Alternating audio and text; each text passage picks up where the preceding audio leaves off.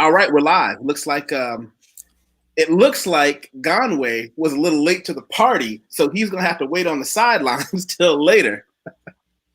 But that's okay. Let's see. I want to start with some good news. Hold on a second. Watch this. Let me show you guys something real interesting first before we get into some grim discussion. Look at that. Hey, that's congratulations. Congratulations. Much congratulations. Tons of hard work. Good job. Well, you know what? A lot of you guys are the reason that I was able to do that, because it's not just me. It's because I have these amazing friends. And for the people who are watching right now, if it's your first time or 1,000th time, you haven't subscribed, because we put out a lot of good work. We talk about a lot of things. We talk about everything. Thank you for the congratulations, Al. And thank you for the congratulations, Amika. We talk about three big things here. The big things we talk about world travel, not just Brazil where I live. We talk about, well, my favorite subject, money, debt, how to make more money, how to not lose money, everything involving cryptocurrencies. But most importantly, we talk about large social issues. And I think this one is going to combine those large social issues with the money side, because I'm hearing a lot of politician talk from President Trump. You know, he openly said, we're going to get money out to people. We're going to get this much money out. I think the last number I read was, 1,300 or 1,500? Does anybody have that? I heard 2,000, so I'm not sure. It varies. It's supposed to be $1,000 the first month, then $1,000 or more the second one. But it won't just be, it's just $1,000. It depends on the household. They could possibly get a little bit more, but it's going to be, we'll get more into that, but it's going to be close around 2 to 3. Yeah, it keeps on varying based on your income as well, and how many children or dependents you have. I think I'm not 100%, because that's the part that keeps changing. So is this anything similar to what Obama did back in 07 and 08? Is it based on the same formulaics, or is it something completely different? Did you file taxes in 2018 and 2017? Indeed, yeah. Okay, then that's how they're going to do the formula. Right. I saw that part. It was I didn't know it was both years, but I do know it was last year. They were going to say if you filed last year, that was where they're going to start from there. And then I think I saw something about was it 75,000 and below was a certain amount, then 75 to like about 99 maybe, and then 99 up. Like the further you go up, the more they're going to phase it out. But that's the part I'm not certain of. And like one of the last copies of it I saw was on CNN.com. That was about 4 days ago now. I think it was the 17th, maybe 18th. They had gotten the copy. So no telling how much has changed now at this point. I think it's the same. Well, Brother Brian, look at what you just sent us. What are we looking at here? Brian sent that to us. Right. Okay. That was the copy that I was able to get from CNN.com doing a little digging. That was, I think, based off the website, and it said that was the 17th or the 18th it was published. So it was a PDF. So I just kind of kept digging until I was able to pull it off. So if you scroll down a little bit. Where am I going? You got a table of contents that kind of gives you it's about 247 pages. So right here, you got a table of contents of all the different parts they're looking at, the different areas they're hidden on. So I was like, all right, they're looking at businesses, they're looking at people, health insurance, apparently, I think was one of the things I saw. And so I didn't really get a chance to dig into it to see what it is they're trying to do. But it looks like they're trying to cover as much stuff as possible. And this is just my opinion. Disclaimer. This is just my opinion. This is all for entertainment. Don't take this as any type of legal, medical, or any type of advisement out there in the nice crew world. Oh, will you just get on with it? Oh no, just covering all our bases.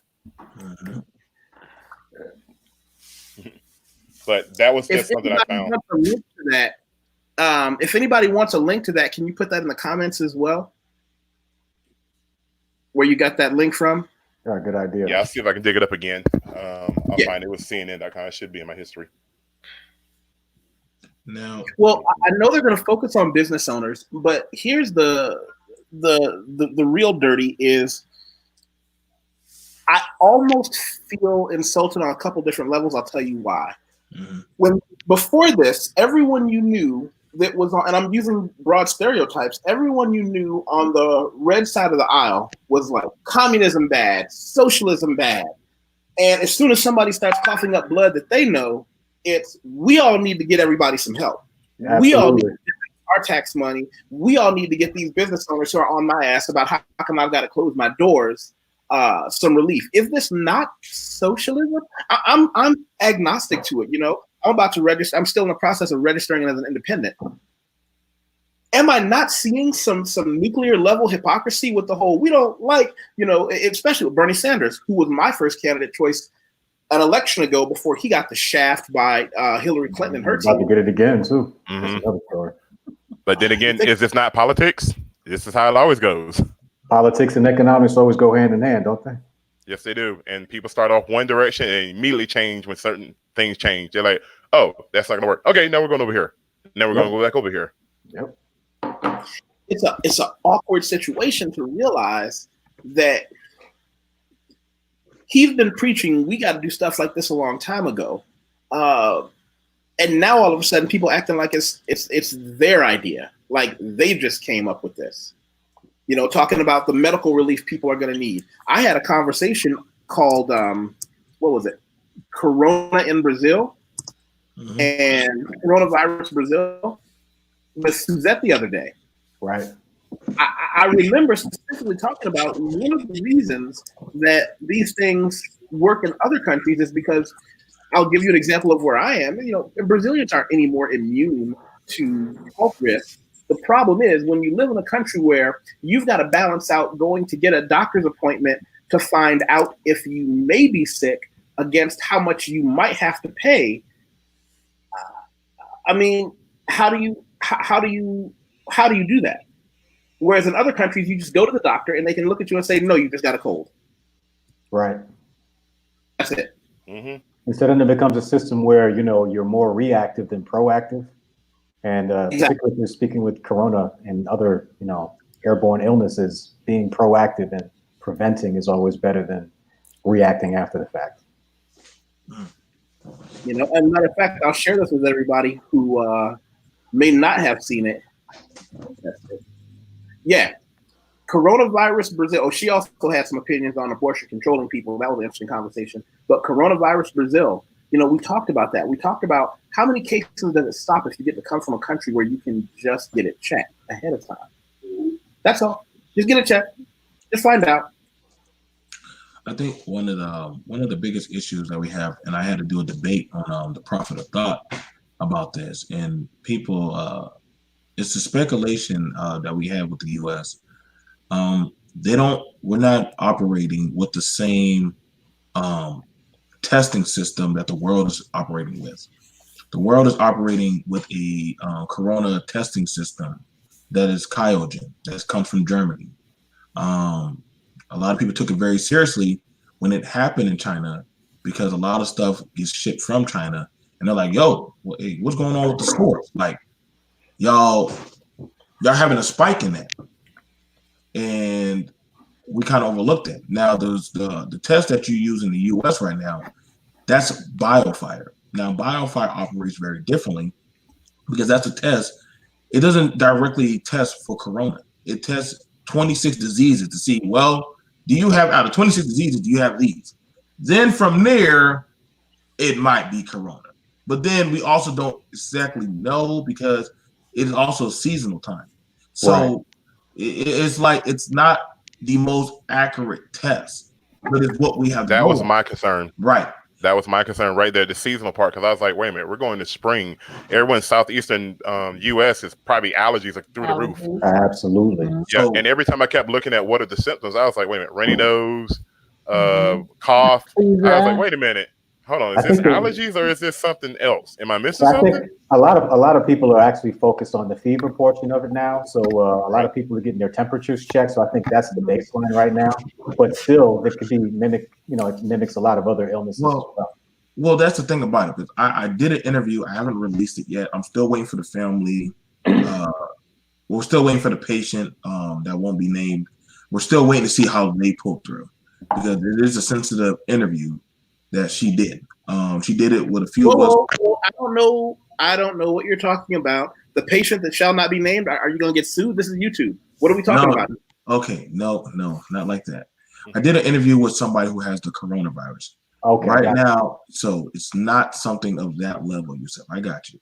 But the thing about it is, I want to know, like, for those of us who do, we care about the person's life and safety. They're actually a family member of mine. So we want to know, is she going to pull through or not? She said that she might go home. We don't know that. But also, one of the things about it, it's like when you get it, one thing that's for sure is that you start having organ problems. Where, see, that's the thing about it. After the 14-day mark, organ problems start happening where, one, the lungs have a harder time to breathe. You're not properly using the bathroom properly. That's the stuff that starts to kill you. But if your organs don't function properly, you do die. So that's the thing about it. And she already admitted that even if you do make it through, you're going to have some type of permanent damage possibly done to you that they can't reverse. So that's the problem with the coronavirus that a lot of people are not talking, especially if you're elderly or you're an infant. Once you start taking those type of damages in those two areas, you know what I'm saying, like the old man, the middle man, and the third and the three-legged man, you got to start wondering, like, yo, which one is going to take it worse? I mean, to be a baby born in this time of era is not very good. To be an elderly person in this type of era is definitely not pretty good. Yeah. So it's kind of like, yo, pick your poison on what group that you don't want to have. Do we go to it where women should stop having kids for right now? Then we gotta also go to the elderly. Do we start quarantining ourselves from the elderly? So these packages, down the rabbit hole. Right. So these packages of how we're gonna be dealing with people, you know, because let's be honest, the poor have a lot of kids. And the elderly, well, we already know they have a lot of health problems, as well as their own welfare and as well on Social Security. So a lot of these systems that are in the U.S. are going to rapidly be hit hard that we're not going to bounce back from in like 10 years. Damn. How to make money. That's that.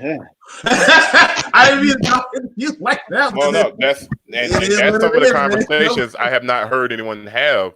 When I did look at any mainstream, I was just like, I don't even know what are the symptoms clearly. And as a matter of fact, a test, I was just like in the back of my mind, what are you testing for? Are you looking for a specific viral bug, or is there some remnants of it, or are you looking for a specific component? I couldn't really figure out what was going on. Me personally, I was kind of like, man, it seems to be kind of shrouded in darkness. And now you got everyone on the internet. So I don't know about everyone else, but it seems like everybody I see online, their internet is constantly buffering because I think the infrastructure is catching hell right now. It's going down hard. Yeah. That's what I'm trying to say. Like, yo, dude, well, we can just be IT tech. Listen, everybody can't do IT. Let's just be honest. Remember what you just said, BMT, about the rich get richer and the poor get children. I talked about that. And I remember I had some people get really, like, they got their underwear twisted and all kinds of knots for me saying that out loud. I'm like, I said to them, you know, you have to be aware that how many children you have directly affects the health of every subsequent child and the number and amount of resources you can allocate to that child, especially in times like this. Yep. Shout out to you for doing that. Like I said, you have these conversations, and I remember me and you went up to the conservative side, to my conservative friends group, and me and you start saying, and I'm a Republican and conservative, so I know y'all can give me the hisses and boos, but I even said, listen, y'all, I've been around the world. With this going on right now, we possibly need to make a socializing type of healthcare system. It doesn't matter how much money you got, doesn't matter your background, doesn't matter who you are. We just know the minute in either one of the six of us walk in there, boom, we all get the same treatment, we all get the same care, we're all getting work, the same work done. No, you sound like you're trying to put us in a caste system. I'm like, dude, you're already in the caste system. What are you talking about? You were born into it. Exactly. Yeah. Hold on, back up. The concept of the caste system. Can we break that down for somebody who can give us the caste system? I gotta pull it up, man. I'll pull it up for some people. Like, yo, everybody's born into a caste system. That's how humanity has always worked. Hang on, I'll go pull it up, the definition of a caste system, because but I'll let y'all give y'all a definition of caste system. Whether people know it or not, whether they want to do it. Mr. Darko, you've been sitting in the corner. Are you just sitting back looking at all the Americans be crazy? Yep, pretty much. When it comes to US politics, I step out. I like to let the Americans take control, as you know, from the inside out, a lot more in depth than I do. Well, wait a minute. Are you English, British, UK citizen? Like, how do you identify? How do you self-identify, as they say? I identify as British. It's a funny one. Whenever I'm outside of England, I say that I'm English, I'm British. Whereas when I'm in England and someone asks me where I'm from, I say I'm Ghanaian, because at the end of the day, that's where my roots are from. Although I was born and raised there. You were born in Ghanaian? You were born in... That's where you were born? No. I was born in England. Oh. Yeah, so I know it's a bit of an interesting one, because people say it's where you're born, but for me, it's where your DNA's from, where your blood's from, right? Got it. Makes sense. And depends on who you ask. That's an entirely different conversation. Yeah, there's some people who say, "Where do you feel you come from?" Really? Okay, sure. But here's the thing, right? If I accept that I live in a world where you can choose to be exceptional, you can choose your gender, you can choose. I mean, instead of me being one of the people that fights against people inventing their own titles, I'm like, fuck it. I'm going to be whatever I want to be too. If this is how I want to be, I'll just be it. So when somebody tells me that's what they are, unless your reality bumps into my reality and it costs me money or time in the gym, I don't know if it helps me, oh, hold on. We already got some in-house doctors. Omega Dread said, I heard if you survive it, you could be infertile. And then down here, Miss Lydia Keto said, where did you hear it from? Then she repeated, where did you hear it from? And she has to make sure you answer. I want you to, oh my goodness. I've never heard about infertility, so that's interesting. Look at his answer. A guy in line at the store who worked for FEMA. Hey, if that's trust but verify. If that's your source. So, you know what? That may be fake news. I can tell you here in South Africa, dealing with Corona, they instituted a new law here where you cannot provide fake information about Corona. It is now an offense here. So be careful. I don't know what you guys are talking about in America these days, but if it's fake news here, we are not allowing it. Excellent. That's the thing. There's so much false information everywhere, with Twitter, with Facebook, with YouTube, and it's just circulating like facts. But at the end of the day, I don't even think the people in charge really know the full effects of the coronavirus yet, because it changes every week. Absolutely. Sounds like it. Yeah, that's probably why I haven't been able to really narrow down anything specific. It just seems like it's all over the board, and I'm like, all right, I just need to sit back and just wait, because something peer reviewed has got to come to the top. So I wanted to say, and I'm gonna go off of that. In my time of traveling around the world, I've been in countries where they have flesh-eating bacteria, the epidemics and diseases. And one thing that we learn when we learn these things, we never tell the public. You never tell the public. Humanity is stupid. It just is. Whenever you tell people, if you work at the top of as a CEO, executive, or board, does the board just straight out just tell the lower men that, hey, we're gonna next season we're gonna take a big hit, so we're gonna be firing and laying off people? No, they'll let you go about your everyday life and keep on working. There's this facade that humanity thinks that I at the top owe it to you to tell you what's going to happen to you when it does happen, because I need you to keep doing what you're doing. If I tell the worker ants to stop, that guess what? Winter's coming. Guess what? Y'all possibly, it's not like we're a monolith. So I understand as a parent, I don't tell my kids when bad things are going to happen. I let them go about their blissful life of living what they live. Because when you start learning stuff, mind you, let's look at history. When the Y2K bug was coming out, what started happening to the banks? People started clearing out their money. They started trying to get. Panic. They started panicking. They started doing stuff. They started even store break-in, black Like it was just going chaos. But everybody was like, yo, 2000's coming, the Aztecs, all this stuff. People started going and making their peace with God. Hell, some people just say, yo, I'm opting out. And that was all because they thought that, yo, what they didn't understand was, guess what? All servers were most likely going to have a reboot, and that they needed to be shut down. They didn't know what was going to happen past 2000. So, in the sense of the medical field, I don't want to say Omega's wrong, because what government has ever told its people the whole truth? Nobody under any type of speculation. I don't even think the Ottoman Empire ever told their people. They were still having Colosseum games to take their people's mind off of, yo, we're crumbling, we're failing. Our economy is going to buckle. They didn't want to tell them. So it's in the sense of bliss. Right now, like I said, the Ottoman Empire is crumbling. And so now you're seeing it where people, if we honestly say, guess what? This right here is going to cause women, if you get it, you will no longer be able to bear children. You will see a huge rise in STIs. Why? Because people are going to be like, well, shit, I can have sex. I can't get pregnant. I'm just saying, people do stupid stuff.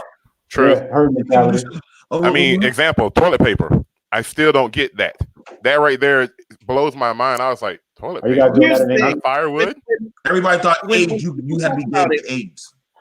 Well, I don't know about the, let me say this. As far as the STI stuff, I don't know that you would have a lot of people have it. Well, I mean, people are going to have sex regardless. However, I think if this is a very good point, if they actually, if it was true that a person would become infertile because of this, I think we would have a better job done with containment, because people would probably actually do the quarantine, the self-isolation, because they would be afraid to lose that ability. So maybe, I don't know, maybe people need to say that that's an issue. And I mean, I don't know, I have to research it. I think would probably, ladies that want to have kids, they would probably stay home.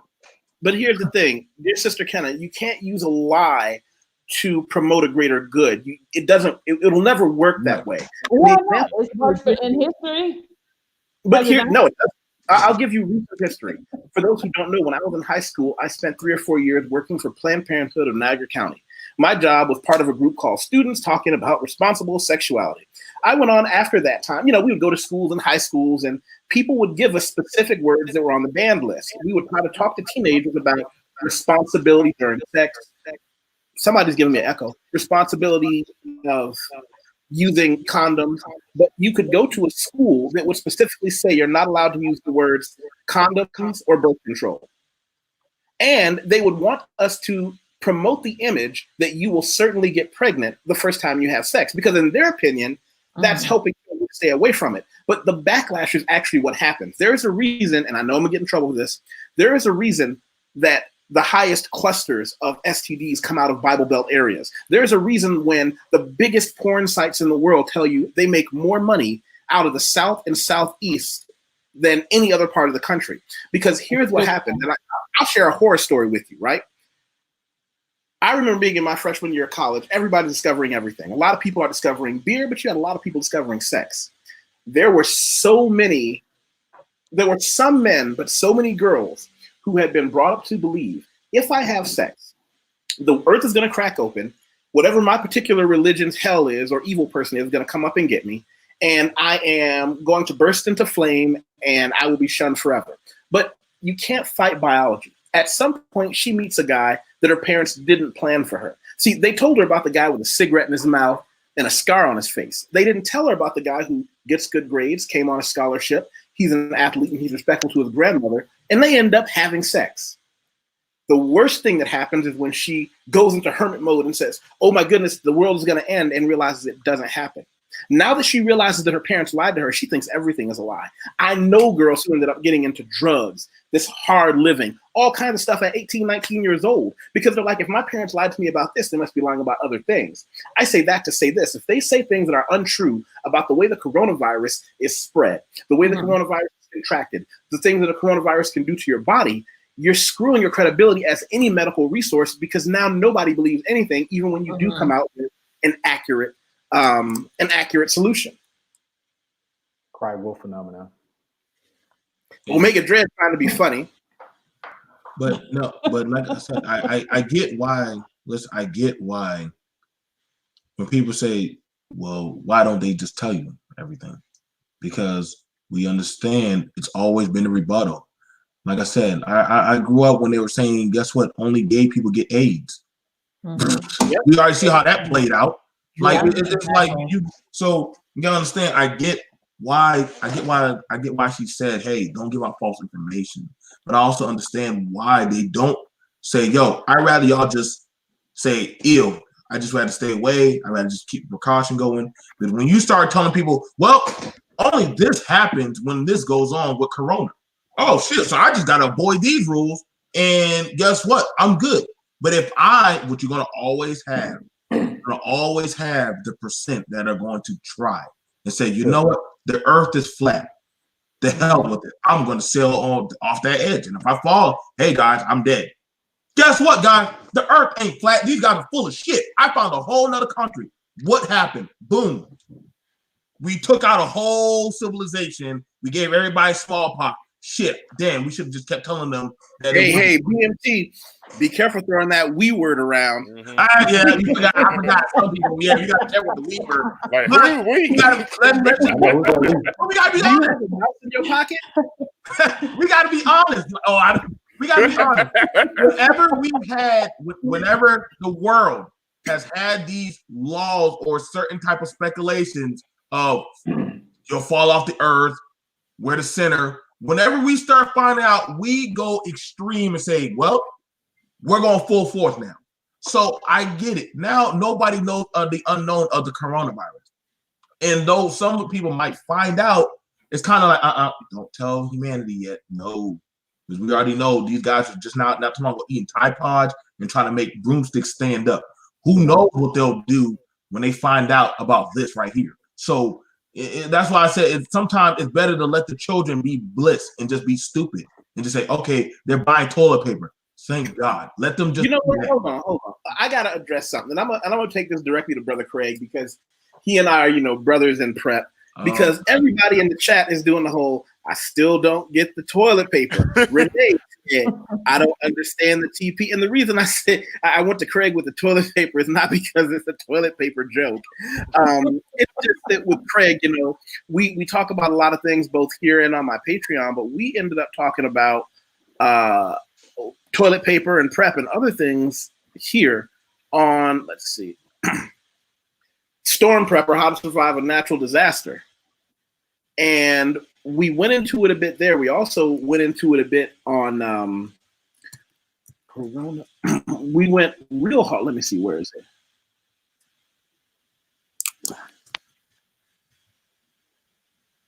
Yeah, but it's still a mystery about the whole toilet paper thing. I mean, there's a couple of surmises that I have, because I think one of the early pieces of information that came out was that diarrhea was a symptom of Corona. Mm-hmm. And people just kind of went with that. And then you also have this new phenomenon called FOMO, fear of missing out. And so if you see your neighbor hoarding a bunch of toilet paper, you figure, oh yeah, I got to do that too. And then everybody, if the crowd is doing it, people will run behind it to some degree. Absolutely. So I think that's pretty much what happened. Yeah. We ended up going harder too on my Patreon. We ended up doing Corona quarantine prepper and stuff people needs to have. Right. Well, and also I add this too. I'll give a shout out to Erica Williams. She recently did a live stream where she was talking about, hey, go in the stores and actually look what's missing. Because she was like, you also got a lot of beans and rice going. So she was kind of alluding to that maybe people actually paying attention. Hey, I need to get the stuff that can last longer. The more non-perishable. I was like, you know what?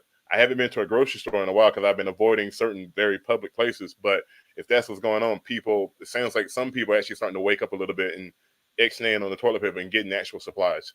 Go for it. Sure, and there's nothing wrong with getting what you need. I mean, don't get me wrong, because a lot of people are doing self-isolation and stuff like that. So that stuff is necessary. But I was seeing stuff online, and I don't know what the reality is because I'm here in Brazil. But we get somebody buying cases of toilet paper for just two people in the same household. I mean, it's a little ridiculous. Yeah, I think it's an American thing because that's what we're really seeing. People are basically doing all this hoarding type of shopping because here in South Africa, I'm not seeing this. You can still get sanitizer, you can still buy that, you can still get wipes and things of this nature, but no one is hoarding these items. I think it's an American thing. I agree with you because even here in Brazil, I don't see it much unless they have ties to the United States and they see the quote unquote mass hysteria. I'll tell you why I'm going to give some pushback to Craig and Kenna. And Craig, as somebody who's been a prepper for a long time, just the last thing about toilet paper, people don't understand prepping isn't like something you can just say, I'm a prepper, I'm going to go out and buy some cans of soup and toilet paper. It's actually something you have to think about, understand what you need, understand what you don't need. That's what we went over in my Patreon. You got to know what you need, what you don't need, and why. But here's why I'm going to say you don't see it in Brazil. And you don't see it in, perhaps you said you're in what city, Kenna? I'm in South Africa. I'm in Sandton, just outside of Johannesburg here in South Africa. Okay. Near Johannesburg, South Africa. Here's why, in my opinion. Do they have the money to prep over the long term? And those that do, will they be advertising it? The thing about prepping is this. It always seems expensive if you wait until the day before catastrophe hit. But a lot of people in a lot of places don't have the money to say every week I'm just going to buy 5% of what I need for my prep box. That's something that's a luxury. And I had to really get my own head around the fact that a lot of the concepts that the people in this chat are talking about are concepts that the haves can discuss, not the have-not. Yes. Mm-hmm. True. And that's why, I mean, and if you don't have a prep box at your house, do you, by the way? You know I do. Kenna, I'm talking to you. Oh, I have what I would consider enough to last me, but I think I'm in a unique situation based off of where I live. That's another thing too. So that's always something to consider as well. Another thing as well. Another thing for people that are outside of the States as well. So I actually posted a video a few weeks ago when coronavirus started being taken seriously in Colombia, and so did a few other YouTubers. And we were all saying the supermarkets are fine, everything's fully stocked. And then I'll be getting people watching my video and watching the other videos, and they would be saying that, no, that's not the case. And we found out yesterday, the conclusion is, as expats, we tend to shop in the most expensive stores here, and we live in the nicer areas which have the best stock. But then when you venture out to the more affordable stores, the discount stores, which I did, the shelves are completely empty. Interesting. That's a very, very, very good point, because I think, based off the area where I live here in South Africa, this is considered, I mean, to me, it's just a regular place, but it's considered an affluent area. So I can go down the street, the stores are fully stocked. They have everything. Matter of fact, toilet paper was on sale last week. I bought it only because it was on sale. So, that's a very good point, Mike. I think that's very true. I think if I were to go, and maybe this is something I probably won't do it this week because we're getting ready to be locked down here. But I think if I were to go into the stores that's located in the townships, perhaps I would see what you're talking about. Yeah. I want to point something out, because first, YouTube is a place where everybody can be friends. I want everybody to go subscribe to Expat Money Moves with Mike. He's come by my place. We talked a lot about things. Anytime you see Michael, I want to be clear. It's something you should listen to, because he talks about money and investments, and we talk about insurance. These are things everyone needs to hear about. But he talked about is, are we financially ready for the coronavirus? And he also did one the other day, living in Bogota, Colombia, with the coronavirus. He's got, let me see. What'd you do last night? It was a live chat about how Bogota and Medellin are dealing with the lockdown. So we're now on a 23-day lockdown starting. There you go. Thursday. Colombia lockdown. Oh, by the way, in case I hadn't told you, Michael, I really hate that comic picture of you. It makes you look so evil. You look possessed by something like a demon that goes up your rectum and forces you to smile.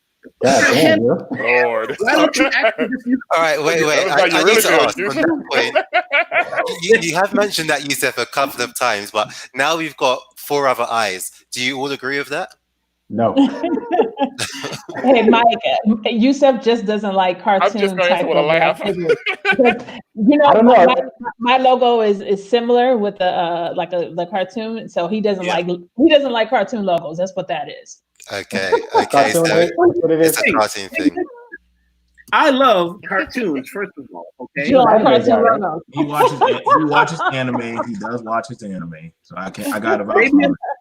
Here's the thing. Watch this, BMT. Maybe I'm spoiled because I'm used to watching quality anime. Yes. And fine. You know what? Since Kenna wants to throw her hat in the ring, no, this is Oh yes. Oh yes. Everybody go to Kenna L. Williams' page. See, that's a picture of her, just normal Kenna. Then you go down and look at this evil looking shit right here. Like she looks like she's one of those demons that grabs you by the face. She looks like she knows a surprise, like she knows something that you don't. Like she's got a secret. That's what she looks like. She looks like, yeah. You know what the secret is in that picture? She's not human anymore. That's That's crazy. And get this, Omega said, I was taught how to trap squirrels with peanut butter and fishing wire. You know what? Don't laugh. Yeah, I'm gonna tell you. That's meat on the table right there. Because I know a country dude who said that's what they used to do. Like they called it fishing for squirrels. They'll put peanut butter on a hook high up in a tree, lower it to where the squirrels are, and when the squirrel eat the peanut butter, it yank it like a fish. Chicken of the trees.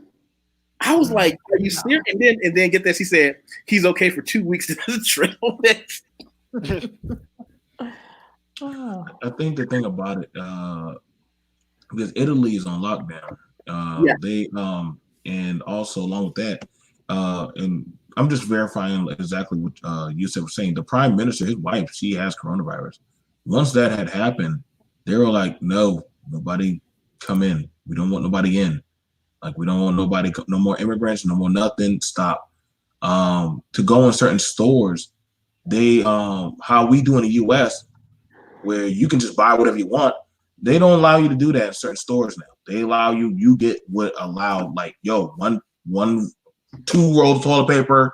You can have some of that. You can get some of that because they know certain people don't have the finance to just go splurge. And you know what I'm saying? So they're like, we get it. There was a video of a woman, she literally filled up the whole back end of her truck with toilet paper.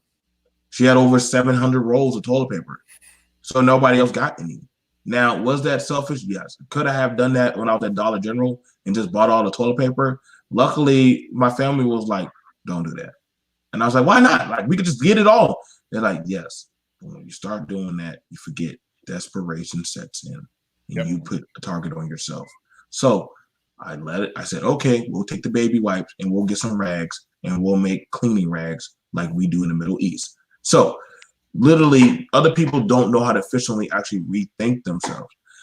Some countries, they only allow you. So we got to understand, a lot of us here on this panel, we shop in areas where you have money. We're not, you know what I'm saying? We're not the impoverished people, you know, but in certain areas of, like I said, the lower places where people have to go to Walmart, people have to go to certain areas, stores that are their area, is being bought up quickly. Because literally they have lockout places of these things. So it is definitely where now are we going to start getting to that now? Yes, because now the U.S. starts to say, yo, you're only allowed to shop in certain areas. You're only allowed to be out a certain type of time now. Because people with money and resources, they are not worrying too much. But they're like, hey, but here's the thing about, and by the way, on the screen right now, go subscribe to his channel. Everybody, right now, please. Thank you. Here's the thing. People think you have to have a lot of money to be a prepper. No. All you have to have is some foresight. At the same time, do I recognize the fact that not everybody has even that little bit to save off the top? I want to go to Kenna with something that I put into a group. Craig, you might have heard it. They were talking about prepper, and some people said, you know what? You're advertising and you're promoting being a hoarder. This is bad for the overall populace, blah, blah, blah. And I said, listen, and I went to a very sexist, stereogendered, oh, by the way, yeah, Omega Dread, coupons help. Stereogendered response. I said, here's the unfortunate reality. Women and children can hope. Men can't. If you're a man who's got to take care of his old grandma, his mom, his auntie, your wife, your girlfriend, a fuck buddy, a chick on the side that comes to you when things get bad, you don't have the option of hoping things get better. You need to prepare, because if something goes wrong, let me tell you something. When my mother needed a new couch, they didn't ask her why she didn't have a new sofa. They called me and said, why haven't you bought your mother a new sofa yet? Didn't hear. Something happened and I don't know, she probably dropped something on it last week. That comes with being, if you want to pay the cost to be the boss. Now, here's where I went with this. We have women all over the world who are taught some great things. Focus on your education if you don't want a man. Focus on your physical. Focus on self-defense. Why aren't we teaching these same young women, you need to focus on prepping up in your household? Because I'm going to tell you something. The men in this room right now, any of us would have a hard time going out there in the middle of chaos, bringing home the bacon. If you are a woman, you are especially at risk. If you are a woman alone, you especially need to have your shit together. Because when things get ugly, don't try. First of all, you can barely trust men you know. Don't tell me you're going to trust some man you don't know to come and save you. Those days are long gone. And that's not an evil statement. That's a, okay, you are self-sufficient, blah, blah, blah. I'm happy for you. But if you're not prepared, you're going to find yourself in the worst situation possible. And that's depending on some man to take care of you. Now you're in an awkward situation. You know, that's a, by the way, you know what? Let me share this with the group. That's a reality. Give me your thoughts on that. I hope I didn't come off as disrespectful. No, not to me. Not to me. I would say my father taught me to always be able to take care of your own shit. So that's something I've taken with my, you know, I'm in my early 40s, whatever you want to call it. So I've been able to take care of these things. So that's something that everybody, any adult should be able to take care of this, especially in these particular times. So, if, you know, here's my list. And I'm gonna run it on the screen. So if anybody wants to go back later and get it, you know, if you want to go on my Patreon and find out why we did certain things, but there's a method to this madness. There is a method to this madness on why these are the things, and these things can last you about 3 weeks. Because the whole point of a prep box is to make sure that it's not necessarily gonna be the most fun you've ever had eating, but opening 1 or 2 cans a day, maybe 3, make sure you get enough calories not to starve. That's what prepping. Yeah, and if you think about it, it was actually a part of, you know, when we were more, and I'm talking U.S. specific, we were more agrarian. People actually did this. They prepared in times of fat for times of lean. So they did stuff like canning. They did stuff like, you know, they had storage bins where they kept grain and stuff so that, you know, when the lean winter months would come, they'd have stuff prepared for, you know, those times. And it was taught in the households. You know, we've gotten away from that since we've become more industrialized. But this stuff is nothing new. It's not a new concept. That's a good point, Craig, because I was going to say we grew up where my parents and grandparents, they did a lot of canning. You know, we have canned squash, canned tomatoes, canned pickles, canned everything. So like you said, wintertime, you know, oh, we don't need to go to the store. We've got it here, deep freezer full of stuff, canned goods or whatever. Prepared, you know. Absolutely. So yeah, makes sense. Makes sense. I grew up in a household like that. However, in my adult life, I haven't lived like that. It's kind of difficult nowadays, though. Exactly, and I think being an expat as well, I like the idea that I could fit my life in 2 suitcases, maybe 3 at a push. Hoarding or prepping doesn't allow me to do that. I think one of the, I mean, everybody in my household carries this. Everybody in my household carries this. This is the bullet. This is the bullet, everyone. These right things right here, from what we already know right now, especially in my area right now, to get caught without this, literally, it's almost a cardinal sin now. We're on exactly the same page on that. So, literally, the preppers, one of the things that has fluctuated, everybody's trying to get a gun. But another thing that everybody is definitely trying to shoot for is, because right now the state is no longer allowing people to push for firearms right now. They're like, we got more bigger things. We don't need more guns out there in the street. But if you can get yourself some bullets, cash is king. Because right now, it's pretty much he who has the sword gets to be the warlord. He who has, and I know nobody wants to admit to that, but let's just be honest. When it comes to these kind of things, and I'm going to be doing a podcast, Yusef, I'm going to be bringing you in on that. I am telling you right now, be prepared. Indentured servitude. You're going to be surprised how many people are like, yo, I can't survive. Mr. Yusef, I'm a female. I can cook, clean, and please you at night. Will you take me into your castle? Might be closer than what you think, man. Think about it. Y'all think I'm BSing on the indentured servitude thing, but I'm telling you, some people, that system is, it most likely some people will be like, hey, I can't make it. Well, be honest about it. If people's cash flow is disappearing because they can't work, and you're going to also get rid of, and again, going something for the U.S., if refund check money, that's wearing out too, what else do they have to live off of? Well, most people know how to barter or trade, but you're going to see a lot of that going on, but not too many people are up to speed on how that works exactly. Mm-hmm. Right, because that was actually something I was thinking about too. Bullets are small, very mobile. That's a bartering tool right there. But like you said, Craig, most people they don't know what they're doing. They never traded basketball cards. Exactly. Well, you know what? Let me look at two quick things then. One, when you talk about guns, I want to try to give another solution, and this is something a conversation.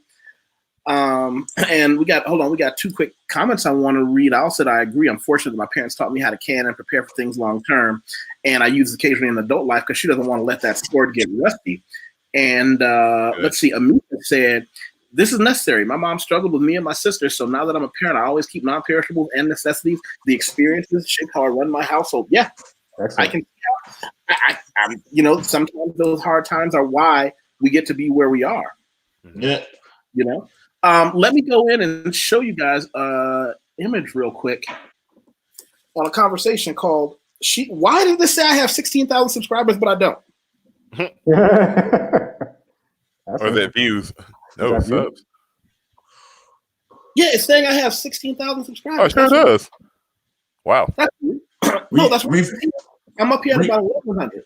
Refresh that page and see if it's still like that. YouTube is funny. Don't let them. You know what? So many people are hitting right now. It's going to be crazy.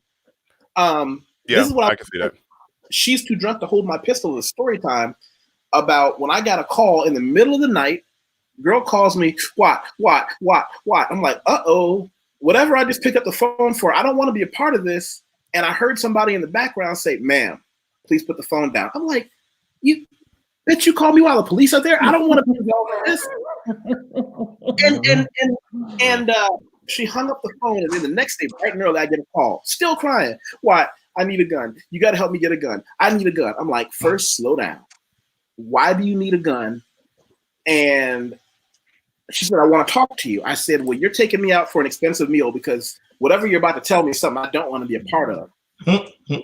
Short, she came home from a night out the night before, crashed in bed, clothes still on, smelling like a night out partying, drunk, woke up, somebody was in her room, in her apartment. She screams, guy takes off, she calls the cops. The cops are great for taking reports, but they can't help you if that guy has been there to do any damage. And she said, "I need a gun." And I had to sit down with her. This is where it's going to segue into what we're talking about now. I went at it from the perspective of, you don't need a gun. She said, "But what? You like guns? You have guns?" I said, "Yes. I don't drink. I don't smoke. I don't do any drugs. I can wake up out of a dead cold sleep, totally sober if necessary. You can't say that." Bingo. And I told her, "Why don't you invest in a quality dog? Get a quality dog. Get a good dog. You can get a small dog that's loud. You can get a big dog that'll tear somebody's leg off. But a quality dog, you don't have to be sober to operate. You just play with them every day, come home, and if you have a little bit of money, do some training with them. But a dog might be smarter for somebody." And I think in these times, I know a guy I'm going to try and get to come on here. I know two guys that are professional dog trainers, and I want them to come on and talk about the qualities you need in times like this, the kind of animal you want around your friends and your children. The kind of dog that might be better than you having a gun, or if you're in a country where you can't have a gun, maybe that might be the smart move. I agree. Because my dog barks. My dog barks if somebody just pulls up in the yard. Right on. And I'm like, damn, it's kind of like having a walking doorbell that literally, once my dog starts barking, I'm like, somebody's here. And they're like, How do you know? That's the only time he freaks out is when somebody's here. So I'm going to automatically just go check it out. And wait till your dog gets to know people. He starts barking when people he don't know show up there. That's always the best alarm. Like, oh, that's somebody new, because he's barking and he patrols the area. Omega Dread says something that's unfortunate, but Tree said, "Beware of damsels in distress." That's actually true, though. That's actually true. That's the oldest hustle in history. Listen, very much true. No lies detected. I had to make it clear to her, I'm not here to protect you. I'll put you on the right path, but you're not on my team. You're not somebody I'm out there protecting and providing for, and I'm certainly not. I mean, I assume your tears are real, but no, you can't hold one of my guns, so I can catch a murder rap for you, and no, I'm not staying at your house. to help you look out for this bad guy. Nope, because I'm not going down that road. I will give you the best advice possible, but not me. What we were saying earlier when you talk about being a warlord and how the economy and things might change depending on who you are and what you have. I don't know how many of you were there for this, but we could be going back to some pretty grim. You somebody knows we are.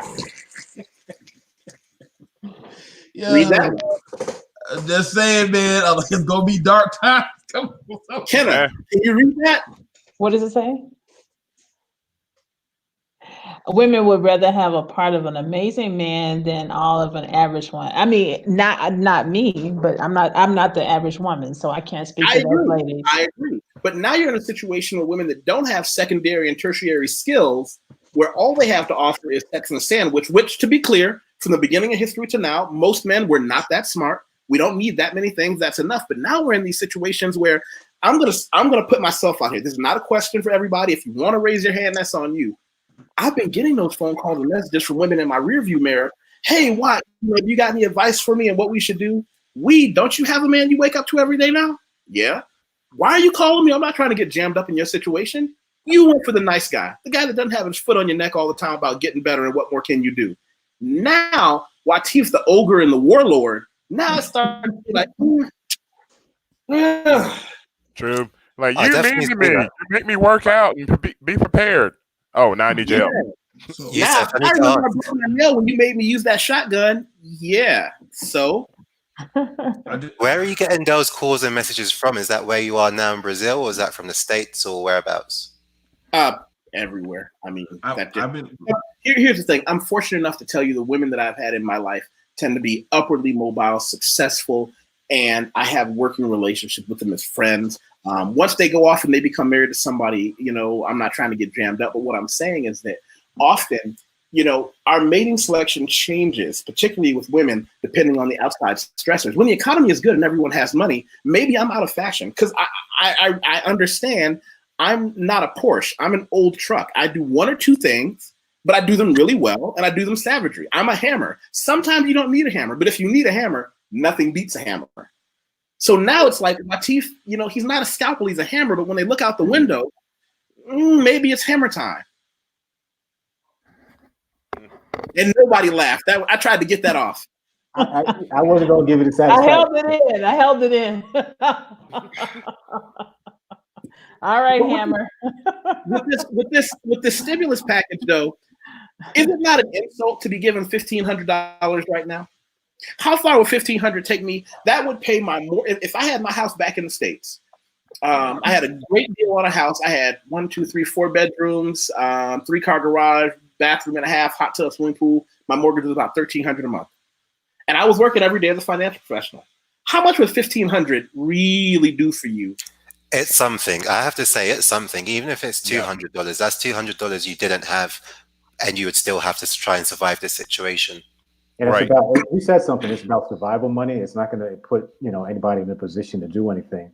This personally affects me because I have a few rental properties and none of my tenants are able to pay the rent. And so will it help get them out of their impending debt? Probably not, but they'll probably make choices between paying the rent and keeping food on their table. Mm-hmm. And so, it's something, like you said, London Mike. Right. And actually, BMT, it's been a while, maybe over a year, but him and another one of our YouTuber friends, Healthy Heavyweight, they actually talked about living low income. And they were like, yeah, it's a little check. It ain't nothing. But people really do learn how to live with it and live like that for a long, long time. And then it becomes generational. Like, it's not much money. You can't do nothing with it. But people just get used to it. Say it again? You're talking about people that are on public assistance, generational. Yeah. If I remember correctly, that was the topic. It's been a minute because I think what they were talking about was like Job Corps and like going from high school into trying to go into the workforce and just living low income. And it was a real good discussion that now I think we could actually re-look at it again, because if people are going to be stuck with a very small amount of cash flow, that's what they have to live with. So you're going to pay rent, which is going to take all your money, or you can put food in the refrigerator if you can find said food. You're going to pay your copay for going to see a doctor here in the States. again, one of the problems that has with our medical system, before anyone even looks at you, you got to pay the copay, assuming they got time to see you. Got that right. Yeah. And so you really have to kind of look at your money. You have to micromanage it. Like, all right, what can I do with what I have? Reality is going to hit some folks if it hasn't already. So I guess the real question is, what's the right amount? That was one of the things I was trying to figure out, how they came up with the numbers they're saying. Because I'm like the little 1,500 or 1,000 in like New York Metro, DC Metro, Southern California. Like, you got enough for gas?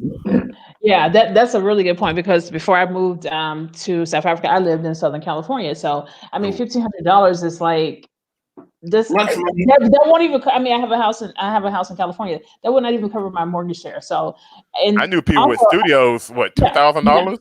Yeah, that's the reality of living there. For $1,500, I think.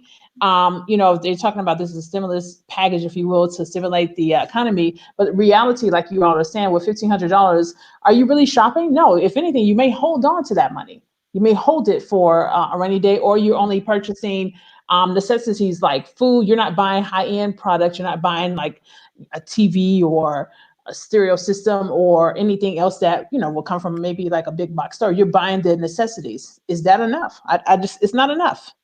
And I think, what in Obama we had like what, 300, $500 or whatever it was. It was. I remember it was like, mine was 600 if I remember. Yeah, and it wasn't much. Which one? Wait, which check was that? The like stimulus that Obama had back in 2008. Yeah, I think I get 800. Wait, which one was that for? That was for the recession. Yeah, I got 800. I think mine was 6. Yeah, I don't remember, but it wasn't much. It wasn't much. It didn't break 1,000 or nothing like that. And then also people got to remember, I'm pretty certain they're gonna tax it too, because every time they give something, they take a little bit out, which is always one of those things. I was like, really? Well, watch this. 2 things. Amika said it's basically putting a bandage on a wound that needs stitches. But here's the problem. What did I do with my 800? And we're gonna talk about this. Omega Dress said welfare hurts the human. We're gonna talk about that. When I got my 800, I did the same thing with that I would do with my 1,500 if I got it. And this is how capitalism is a dirty business. I don't need to spend my 1,500. I'm gonna take my 1,500. I'm gonna break it down between some Bitcoin, some Ethereum, some Litecoin, and I'm just gonna sit on it. Because if you're already over the line as far as being able to meet your basic needs, that money you flip into more money. Whereas somebody who's below the line of what they need in life, it's so hard. Like once you're over the line by even a small percentage, it's easier to multiply how much above the line you get. Yeah, you're not in survival mode as much, so you have that luxury. Right. Survival mode, 1,500 spent. You already owe bills from last month. If you got that 1,500 tomorrow on the 1st of next month, let's say April 1st, everybody got April Fool's Day, everybody got a check. If April Fool's Day, everybody got a check, so many of those people are already behind on bills from February and March. That money is like, you might as well have just sent it directly to the gas company, to the cable company, to the phone bill company, to the electric company. And that's the thing. He said welfare hurts the independence of the human. This is a delicate issue. Because the word welfare is a loaded statement. Is that a fair thing to say? It's a loaded word. True. I'm fortunate that in my entire adult life, I've never been poor. There have been plenty of times when, especially if I was building myself or I did investments, I haven't had any money at all.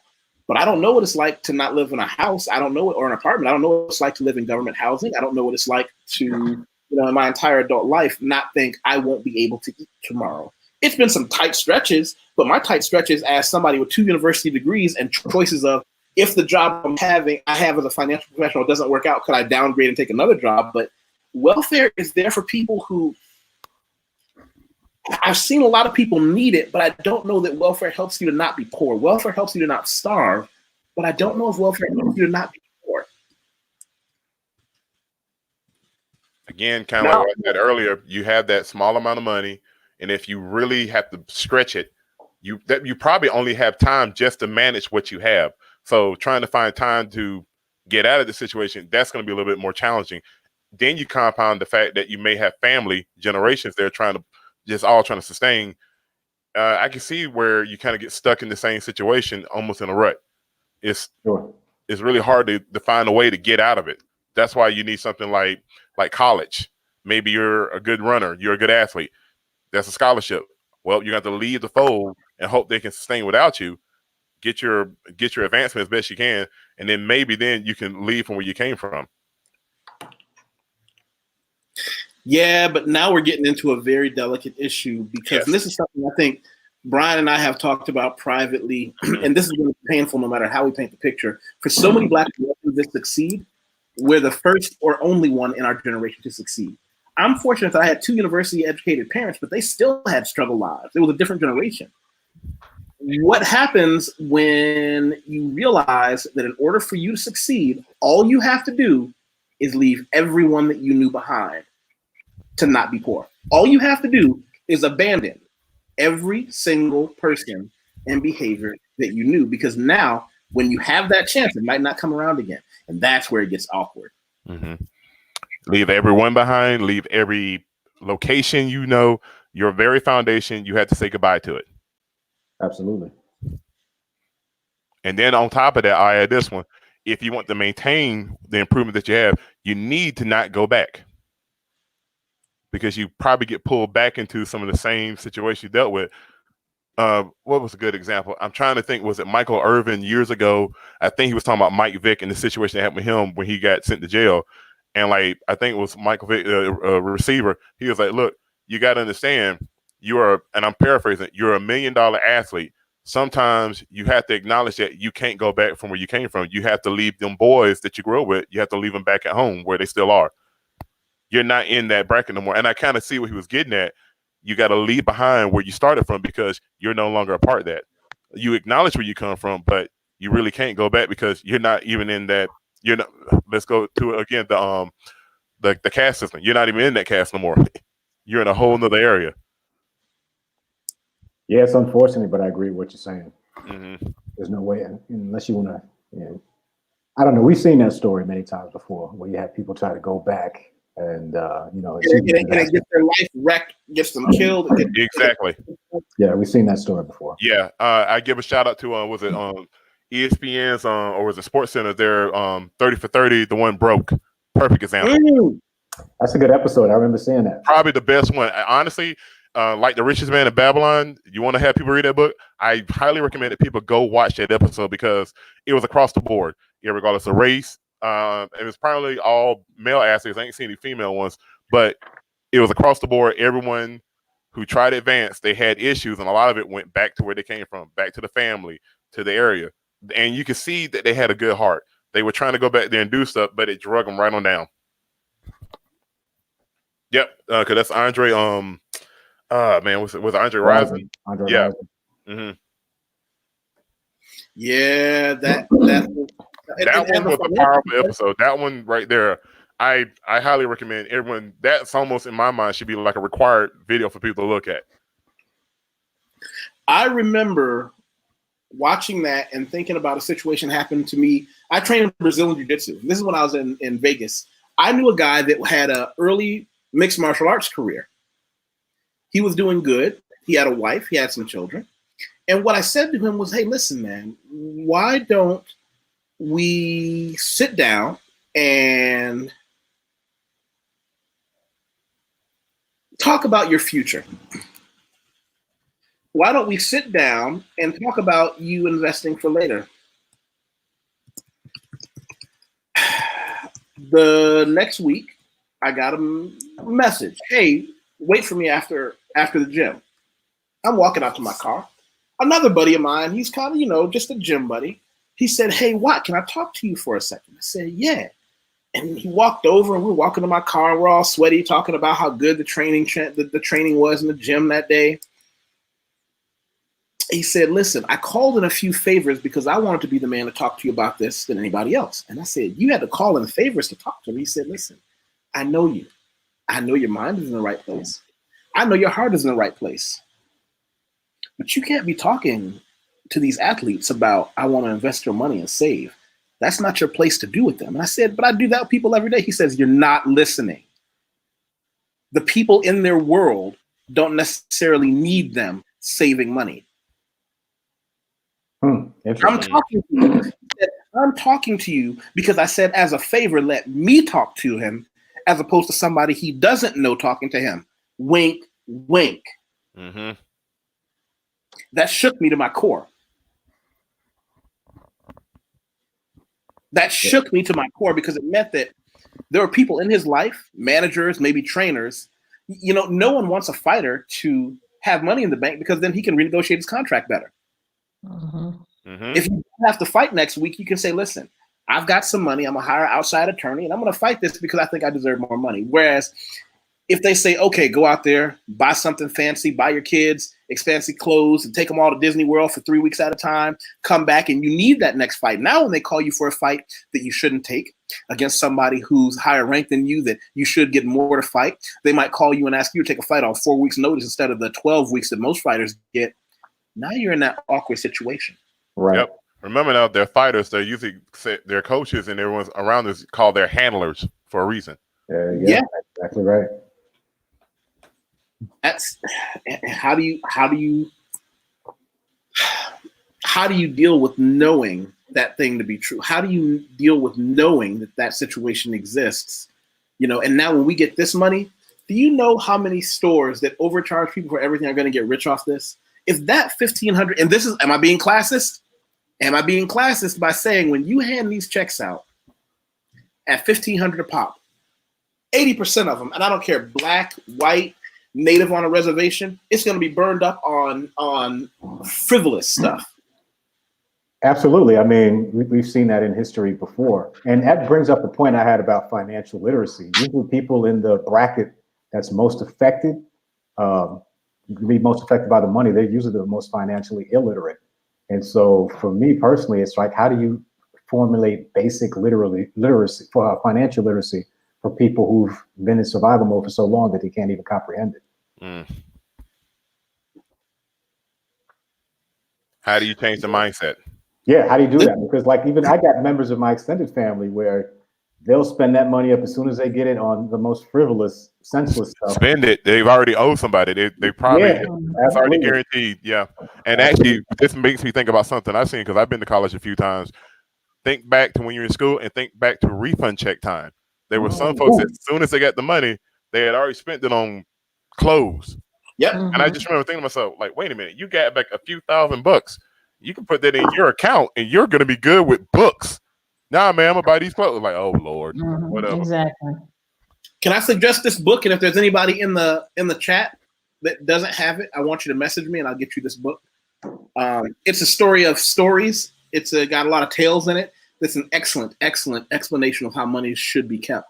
Omega Dread said, "True Yusef, the one can hope it starts a business." I do hope, because aren't we going to be in a situation to at the very least say, what if it starts a couple businesses? What if just a few of them take that seed money? Yeah. And run with it. Yeah. You'd be surprised what kind of business you could start with a few $100. I mean, check out YouTube University. It's one of the best universities out there. What is that? I was learning about becoming a notary and the different things you can do with hit that. The nail on the head, exactly. A mobile notary. Was it Andre Hatchick? Shout out to him about that. Some of the other guys, I think it was Mark Willis. There's a few people out there talking about that, and I was like, I never really heard about that. Right. It's an awkward situation to be in when you realize not many people are going to make it, but those that do are probably people who are already on the good side. What I'm saying is that checks aren't going to give you good decision making. Truth. Yeah. What they do with the money, let's just be honest about it. They've probably already done it before. So once they get the money, they're going to do what they've done before and not financially prep for what else may be ahead of you. Because right now it's getting kind of bad. And in my mind, I'm like, all right, how much better can it really get immediately? I'm pretty certain it's going to be rocky more than it's going to be good for a little bit. So in my mind, if I do get any type of income, it's going right into savings. Yeah, absolutely. Yeah. Yeah. It's and even 100%. So I got a quick question for the group. Like, we're talking about saving. The majority of Americans are living basically paycheck to paycheck. Yep. And so in y'all's opinion, what's a good amount to have in savings that would be able to see you through, 3 to 6 months? I want to go last. Ooh. Ooh. All right. So Ooh. one of the things I'll start off with this one. I love doing this discussion.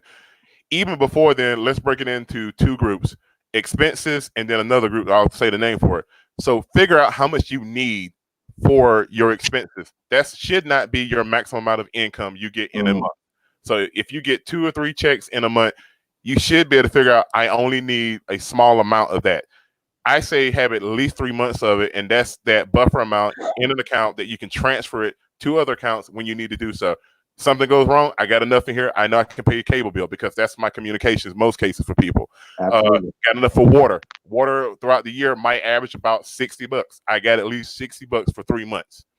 I may have more, I may have less, but I know I got an average amount. You have to prepare with expenses. That right there is what I call the emergency fund. Now, this right here, the next one, we're going to call it the FU money. I've heard enough people say it that I didn't believe that was a believable term, but FU money, shout out to Jason Black who talked about this, and also to Ryan Stone. They're like, this is a year's worth of salary. Most people cannot get to that. You're going to get to that by way of your equity in your home, by way of your retirement accounts. This is stuff that you have to do some long-term financial planning to get that amount. That's the stuff where I've heard people say, well, if I have a problem with my job, I'll go on vacation for about a month, maybe 2. And I'm sitting there like, who does that? But then I start listening to these guys. I'm like, oh, these guys are wealthy. They've been planning things like this for a while. They have FU money because they have a few years of salary. This is everything. They have that cash somehow, some way, and they literally are just like, oh yeah, I'll be fine. And I'm just like in the back of my mind, like, okay, this is a new concept. I need to learn more about it. And I just got to do some digging to actually really learn about it. Go for it. Pass it on. Yeah, I'm sorry to cut in. That was a really good topic. You said this reminds me of a conversation I had with you before I left my job, where I told you I needed to have a certain amount of funds available to take care of things. And this is right up around my arena where there's no set magic number. I know I see a lot of posts on Facebook, social media, or whatever, where people are saying, oh, that most people don't have even $500 in their account or things of that nature. But for me, I'm one of those people. I know you guys are more with the prepper with resources, but I'm more of a prepper with finances, because I'm one of those people that I need to say, hey, okay, if I don't work this month, I know I have money to do this. Or if I can't do it myself, I can go pay somebody to go do whatever it is I need done. And oddly, with this current situation that's going on, my line of business is a little slow, but I'm prepared because I prepped for this. Last year, my rent here in South Africa is paid throughout the whole year. So I'm just like, I'm fine. My house in California is rented out. I'm good. So you just have to know, whatever your magic number is. And I liked what Brian said about that FU number. If you can do it, do it. If you can't, do the best that you can do, and figure out, if you have to make a decision, okay, do I pay this one this month or whatever? So for me, I like to have a roof over my head. So that's, to me, the most important thing for me. Can I have my rent and mortgage paid? Absolutely. And like you said before, Kenna, it's individual. It depends on what that individual number is for you as a person. Me personally, I subscribe to what Brian was talking about when he said, 3 to 6 months salary at a time, and that's what I try to deal with. And that works out well for me. But a lot of people don't have the luxury, or they don't think far enough ahead enough to actually plan to do that. They live paycheck to paycheck, or they just see those short-term, goals that they go for, and then they don't have any money for anything else. Right. And the main thing I learned with my research and looking at that area with expenses versus FU money, these guys, and it's predominantly all men I've always seen, they've been working on this for years. I think it's kind of like they were ingrained in it from a previous generation. Yeah, so that's why I was like, okay, so this is one of those generational like nuggets that you learn. Right. And I was just like, wow, I never thought about this. And honestly, I won't even lie, I think I actually started running in this within the last 5 years. Here I am in my 30s, and I'm just like, wow, I always knew to try and save some money, but I never gave it specific names or it has specific functions, which I was like, okay, that's something to really help me aim for goals to be prepared. Because I never thought about calling it the expenses, which is your emergency account, and then the FU money in case you have a problem in corporate America. you go off to Thailand for like a month or so because you got a U.S. passport, and you can go most places for like 3 months, 90 days, in most cases. Cost of living is cheap there too. Right, You know and it speaks English.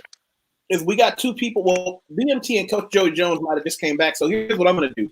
I wanted to give my answer last. I'm going to give my answer and the question again in case BMT and Joey didn't hear it, and then we'll move to those guys.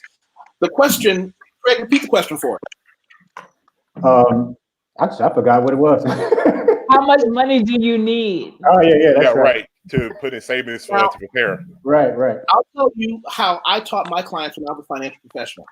I would tell them whatever your expenses are, and by expenses, I mean all of them. If you have certain things that you do for fun, if you have certain things that you do because you need them, add all of that up. And I'm going to use an example here that I wrote a while back about Brazil. Now, these numbers are old, meaning the numbers have actually gone down because of the exchange rate, but we're going to use this as a model. Here are my monthly expenses. Left side is USD, right side is in Brazilian real, okay?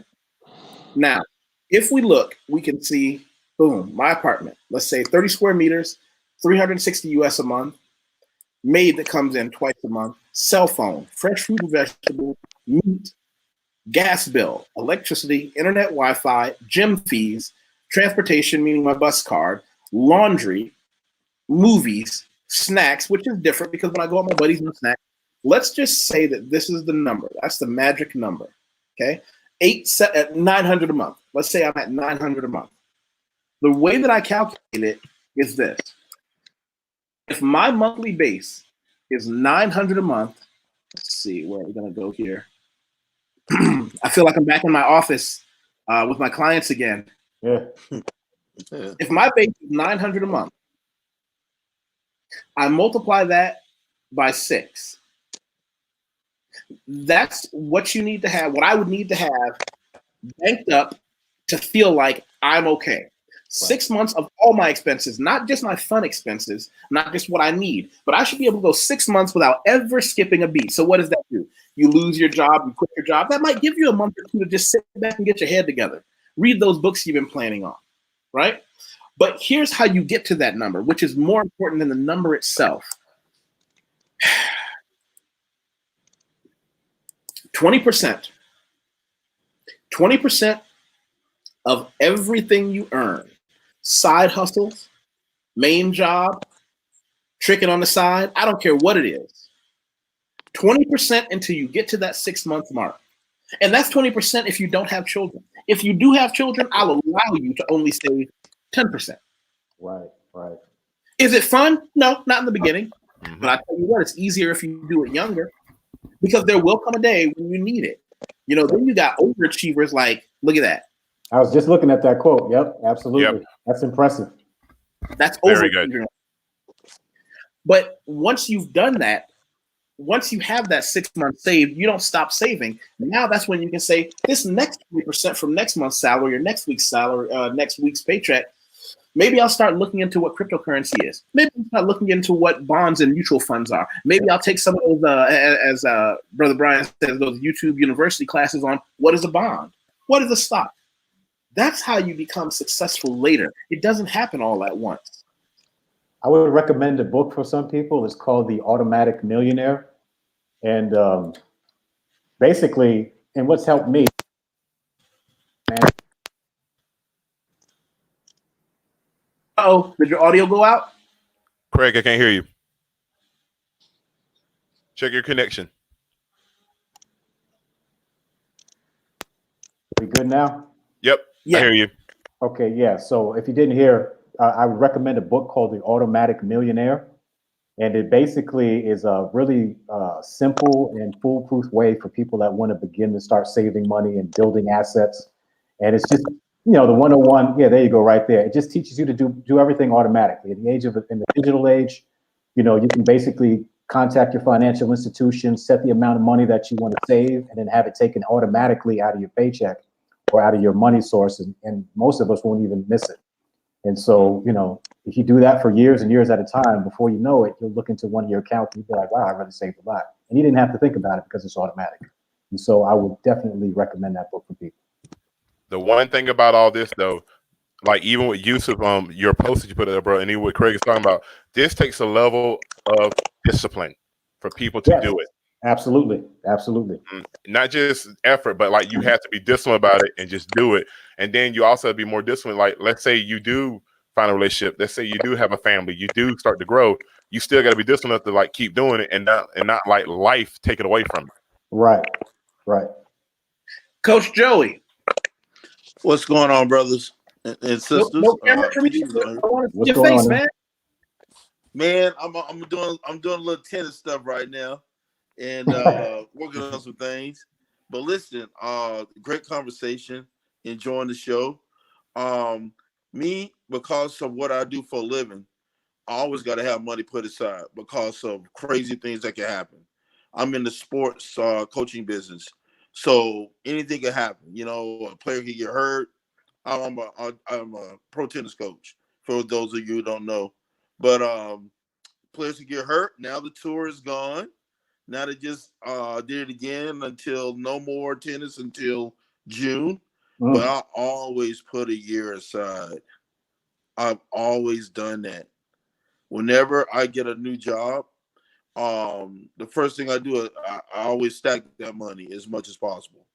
Like for me, and also the key is because my dad was a General Motors employee, I learned this from him. They used to always get laid off. I don't know how old you guys are, but the auto industry thing, you have no debt is the key, and put them away as much as you can until you got the year cushion. Then once you get that, you can start investing in other things. My thing right now, I'm just looking into income producing real estate. I got a place in Guadalajara, Mexico that I'm using right now, rented out as a clinic for a laboratory. And now I'm just bought a farm in Brazil. So now I'm going to make that an income producing property. That's my thing now. I'm trying to find things globally that's going to be income producing. I used to invest in properties in West Africa when I lived there for 3 years. But because of the rules of how they have it over there, the red tape, I ended up selling that land. But I had it for 4 years and I sold it for a profit.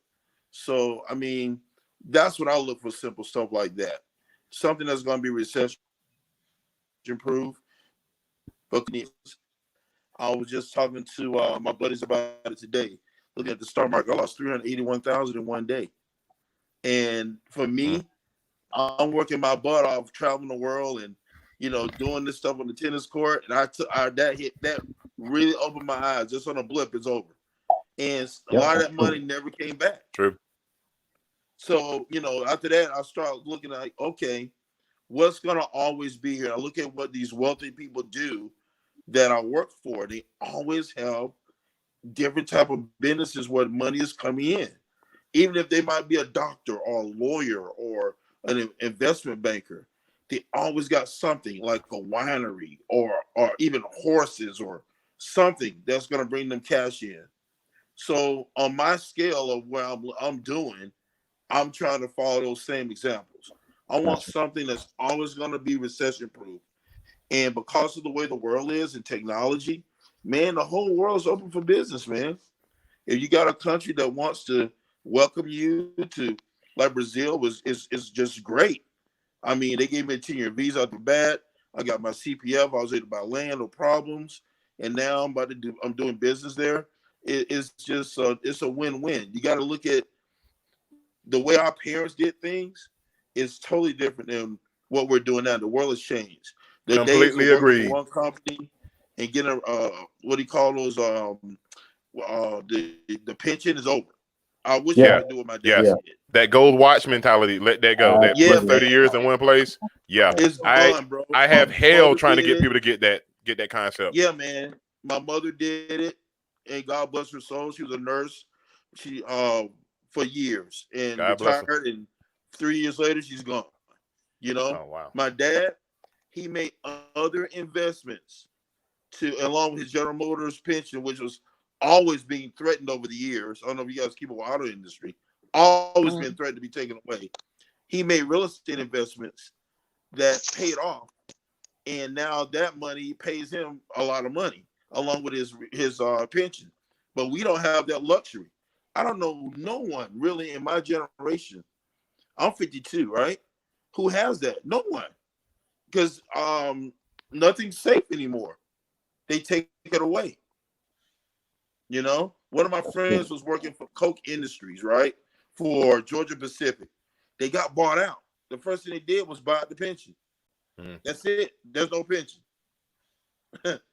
So those days are over. What we have to do, we have to find things that are going to produce income, and stay away from the debt. Yeah, use absolutely. the debt as a vehicle. You're going to buy an investment property or whatever you're going to do, stock or whatever. You do that and you know, pay that thing off and live as minimal as possible. True. That's the way. I mean, that's just what I'm doing. Coach, you hit on something real big, dude. Bro, you hit on that real big topic about the things we did of our parents will not work. I've had a hell of a time trying to get people in my age bracket in the 30s, like, hey, if you think you're gonna find that job and work there for like 30 some odd years, you need to let that go.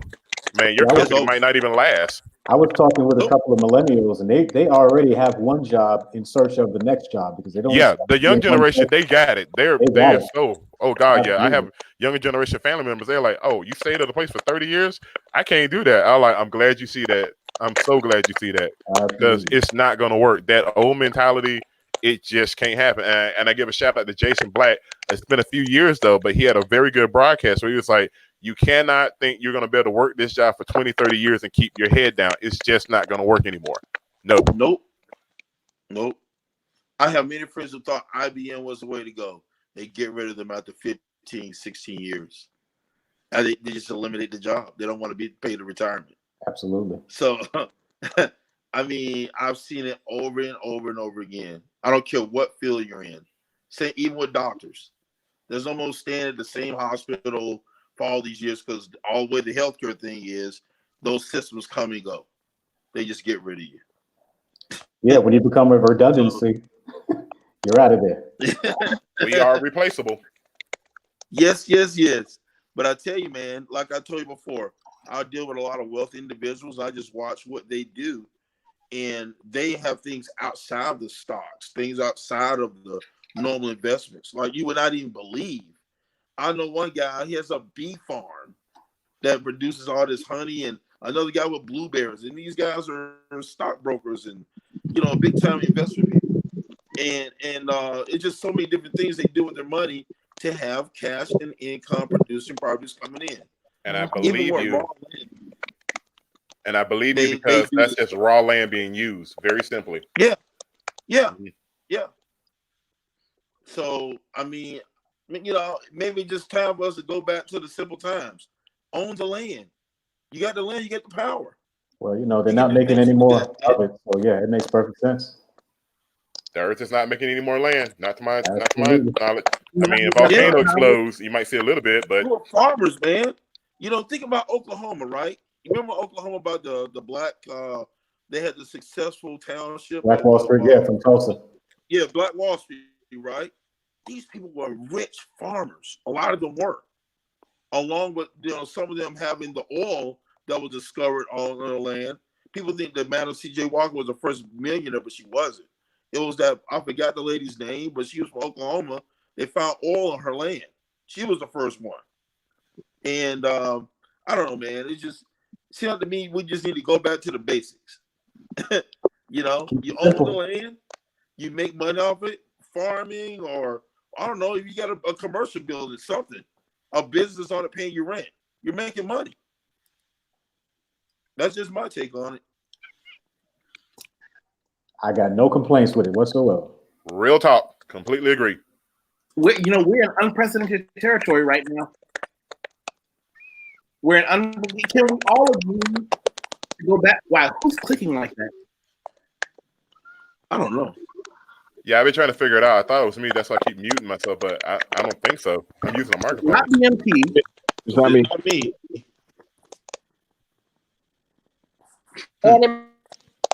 Not me. Malone. Gotcha. Who was that? We must be saying some powerful stuff. They trying to mute us out. Yeah. Might be. All this game is just sitting there. It's the man coming to get you. Well, listen. That's right, man. Who is doing that? Not me.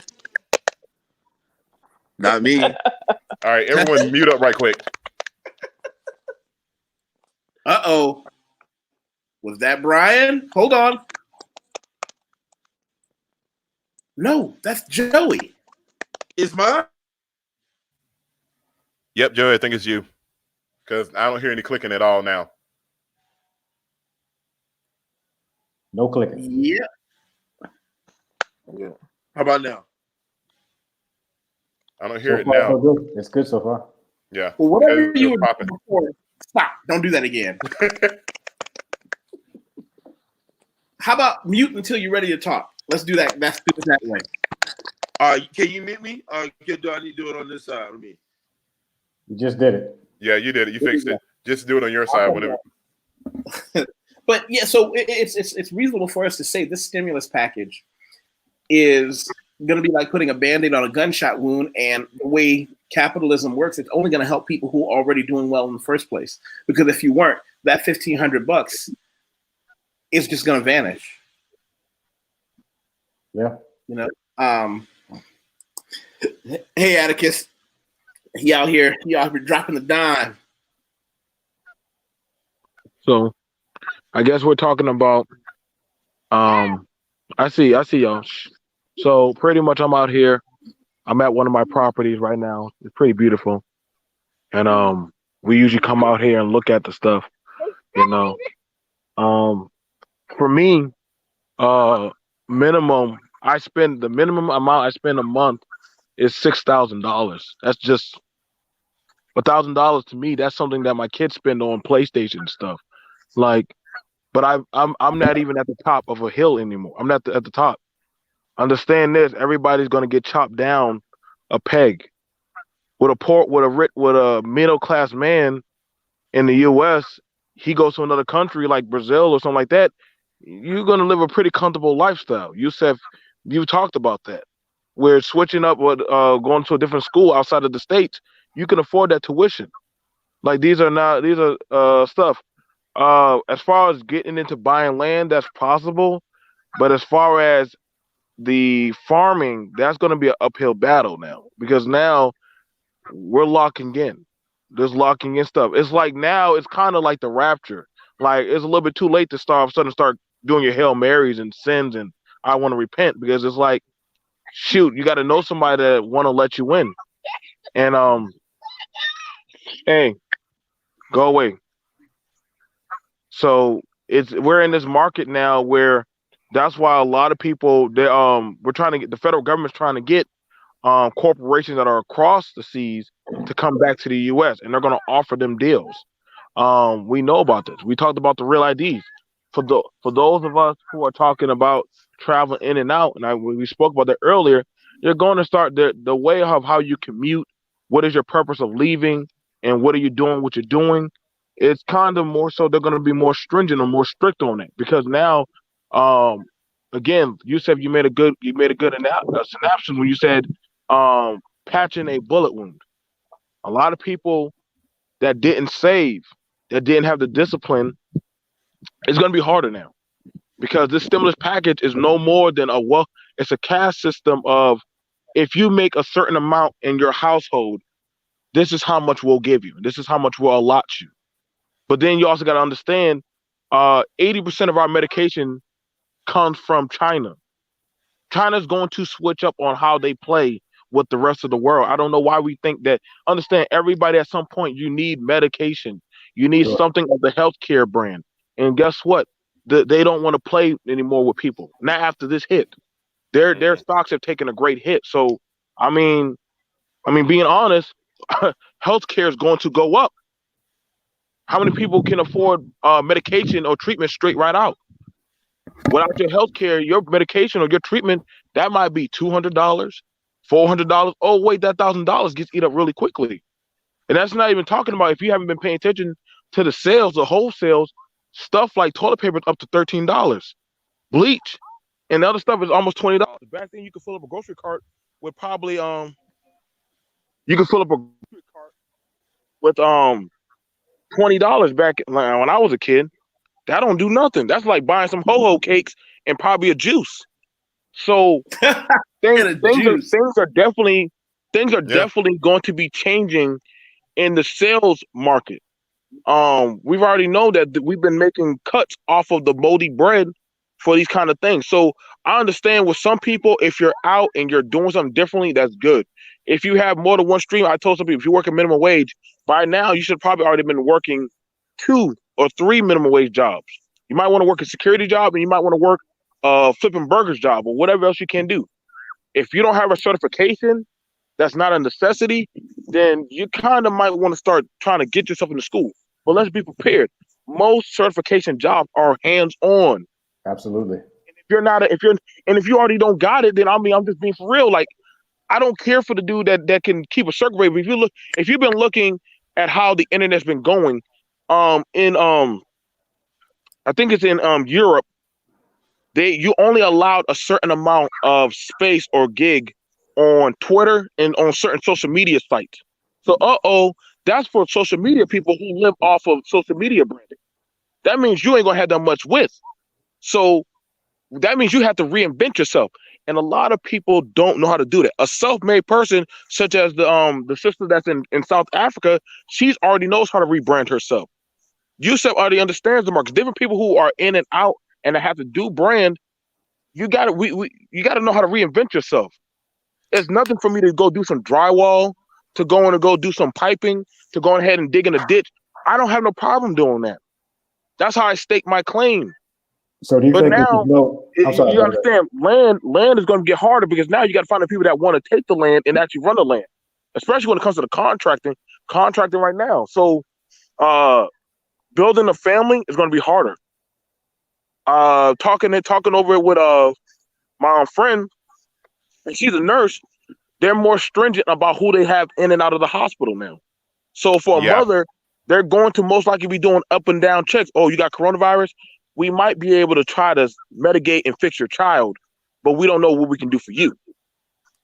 You got to understand these things. So I'm willing to bet there are going to be new types of placements of things put down away from the water. That's one less kid. You die, I just take out an insurance claim on you. So wow. You got to understand these things are going to definitely be changing. I got to be real with myself. I put insurance claims on all my kids. I don't know. Oh, you could. So you got to understand. See, that's the thing about it, Yusef. How many people actually have life insurance right now? But imagine right now you trying to get life insurance today with the coronavirus going on. Do you know what they're going to put you through to get that? Mm-hmm. Do you know what kind of tests you got to go through? So it's like what you should have been doing and now you're trying to do. That's why people looking at it crazy. A prepper doesn't just prep when it's the apocalypse. They've already stocked. So that's why I'm saying, like, for me, I'm being real holistic. The stimulus thing is it's kind of like trying to keep the heartbeat of the stock market going. $1 trillion. The reason why the secretary said, worry about that for another day, because he's like, yo, I can't afford to think about the $23 trillion that we're already in debt. Right. I got to figure out how to just keep this market going, because I don't think anybody's going to have no time to be going to the basketball playoffs right now. I don't think anybody's going to have any time to go to the NBA or any kind of recreational thing like that right now. Like right now, nobody wants to be around anybody like that. They don't even want people on Miami Beach. And that's free. So you got to understand, these things are definitely going to be changing where we're going to be like, so what do you have? Well, I got a bee farm. Honey makes medicine. Honey's good for this. Oh, okay. We can offer you this kind of stimulus to keep you in to the loop. I'm telling you, a caste system is going to be revisited back into the U.S. if it has not already been put in there. So it is very viable that the barter system is now more than ever will be put back into play. Absolutely. That is the barter system. If y'all know how that works. Yes, sir. Let's go ahead and say, why not? Best way to put it, what if the caste is already here in the form of tax brackets? That's based off of income. True. It is based off of income. It is based off of income. And you can actually line that up with location as well. I don't quite understand what you're saying, Brian. Say that again. Well, well, that's we're always saying like we're going to institute a caste system, which is usually based off of a hierarchical system of where you place in society.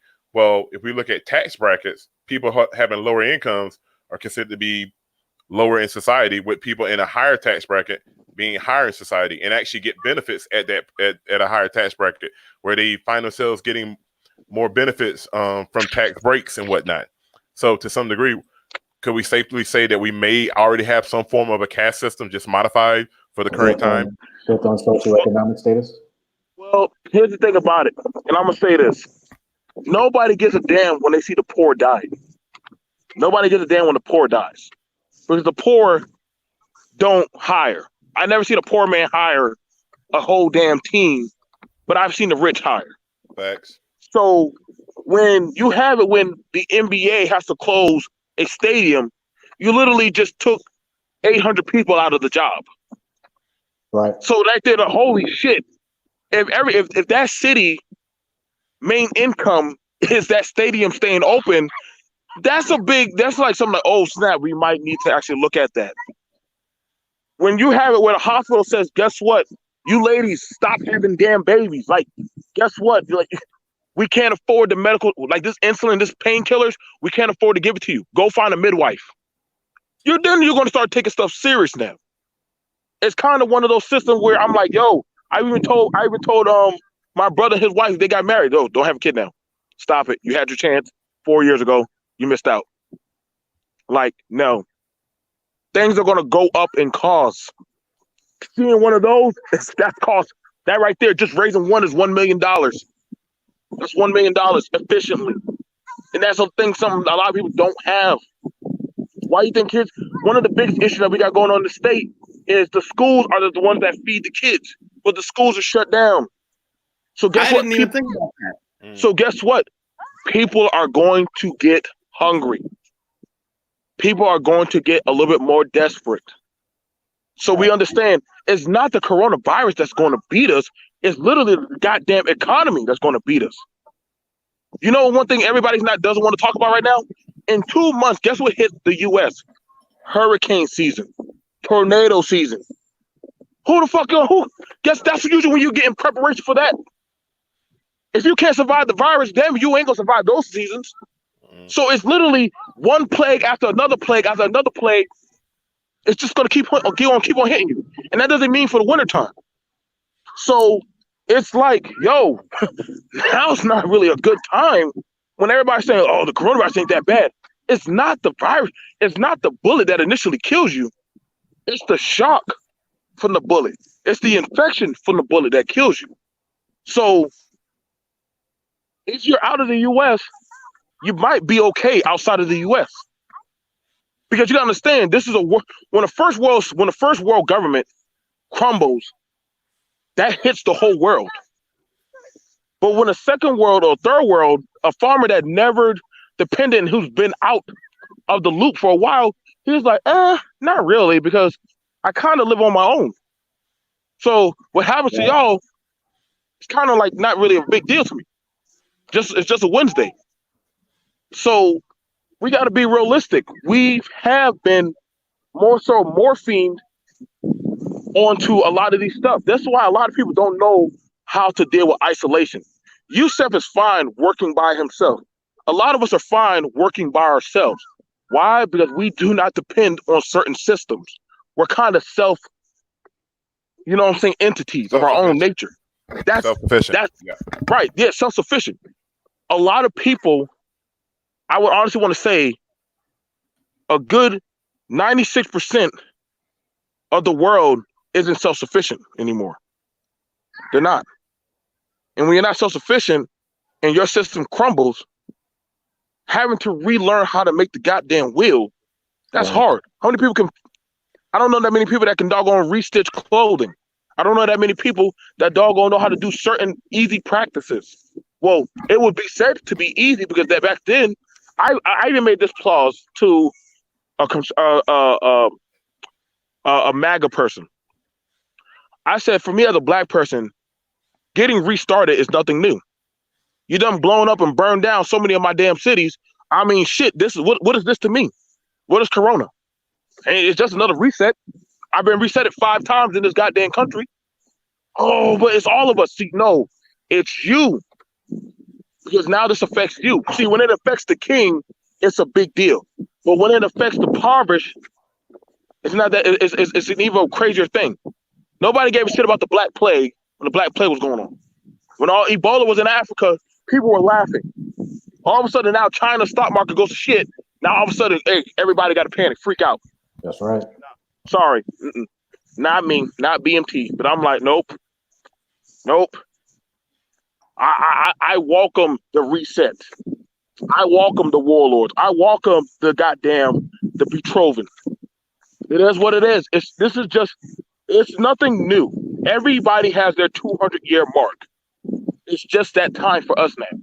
So now that you hear the actual bell about to be tolled, now you want to go cut your jewels, your purses. Now the city is burning. Save the virgins. Hell with that. Sacrifice them. It is what it is. So we got to be realistic about that. Females, good luck. You might make some good income, but to a man of desperation, you are a mark. To men, if you have not learned a viable skill that literally can make you worth a damn, I don't know what to tell you. You might want to start learning something. Because then after a while, I'm going to be like, yo, you can doggone make a t-shirt. What the hell I need with a t-shirt? I need to know, can you doggone sew? The tailor is going to be much needed. That old guy who lines you up and does your clothing, best believe he's going to be needed. He can make a suit. He can make clothes. He's going to be worth something. People who can do things to do stuff are going to be worth something. CNAs needed. Medical, electrical, different other stuff of building structure are going to be needed. Agreed. Also, shout out to Mike Sneed of Appliance Boot Camp. He's teaching people how to repair appliances. Who's got the money to buy a brand new one, but you pay the money to fix what you have there. So, like I said, man, $2,000. It does sound nice, but holistically, nobody's talking about the other things that are coming. And that's the reason why, if you go look at what the secretary said, I don't have time to worry about a $23 trillion. Like, baby, we've been broke.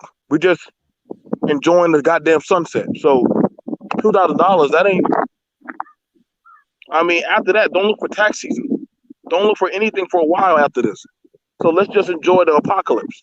You know what I'm saying? I'm not being a doom gloom. I mean, I got kids, but shit. I mean, it is what it is, man. It's too late. So have something worth a damn. You know what I'm saying? I will not be surprised. I will probably be doggone marrying, having my daughters married off to certain people. I'm not giving them freedom of choice anymore. Like, shit, the world's on the shit. What do you have? I can doggone do carpentry. Oh, cool. You can have one of my daughters. But hold on, BMT. Hold on. I think we're pushing. We're getting into the line stepper mode here, because I don't think. Oh, that's a lot. Oh, now all of a sudden I said something that nobody wants to talk about. Now it sounds bad. I don't think your daughters will allow it. It's not what other people think. I don't think you're. I think you are really overestimating your influence on your daughters in the year 2020. As much of a noble father as I believe you are, I don't believe that you really understand that the women in your house will have force of law and the other women in your house backing them up if they decide to say there are things I will not do. You can believe you're doing the right thing, but you cannot infantilize women. What you can do is train your daughters to identify quality traits in a man, but by telling them where to go, it's going to push them into the arms of some dirtbag. You know, Yusef, at one time we had that luxury. But in another time, we're looking at it where at some point, women need men for what? Resources. Women. I agree. You should train them. Now, hang on now. See, we don't like it, but I understand. We are a bratted first world country. We are a bratted. Okay? So guess what? Me telling my daughter that you are going to be, mind you, I am going to vet the man, but also I understand that it's a family merger. His business with my business, his stuff with my stuff. That is how households are going to properly, effectively, if they're smart. They might want to get back into that. Well, the whole concept. I'm giving you a daughter that can cook, clean, wash, take care of you, and bear children. But instead, guess what? You have to have some viable resources. I just traded you a viable resource. Well, Craig, you had something to say. No, I was just saying the whole concept of, romance and love and marriage as a social construct is fairly new. Before that, it was exactly what the brother BMT was talking about. It was a social contract to build, to wealth building. It's like, I have this, you have that. Let's build a family together. So it's not a foreign concept. I have people in my family that have done exactly what he's talking about. I'm not sure I prescribe to it, but I do know people that actually do that, and it works out for them. But in the U.S., it's a difficult concept to grasp. Well, let me do this. Let me read what Al just said. Women need men as much as men need women. However, women are not proper to be sold off as if they're old pieces of furniture. Now, here's where I want to be clear. I think that your intentions are correct. However, I also believe that you are going to be hit in the face with a grim dose of reality when the women in your life decide we're not going to do that, and there's literally nothing you can legally do to enforce that.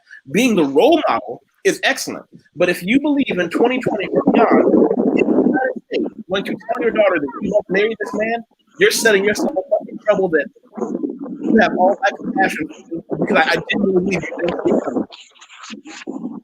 I get what you're saying, Yusef, and here's the thing about it.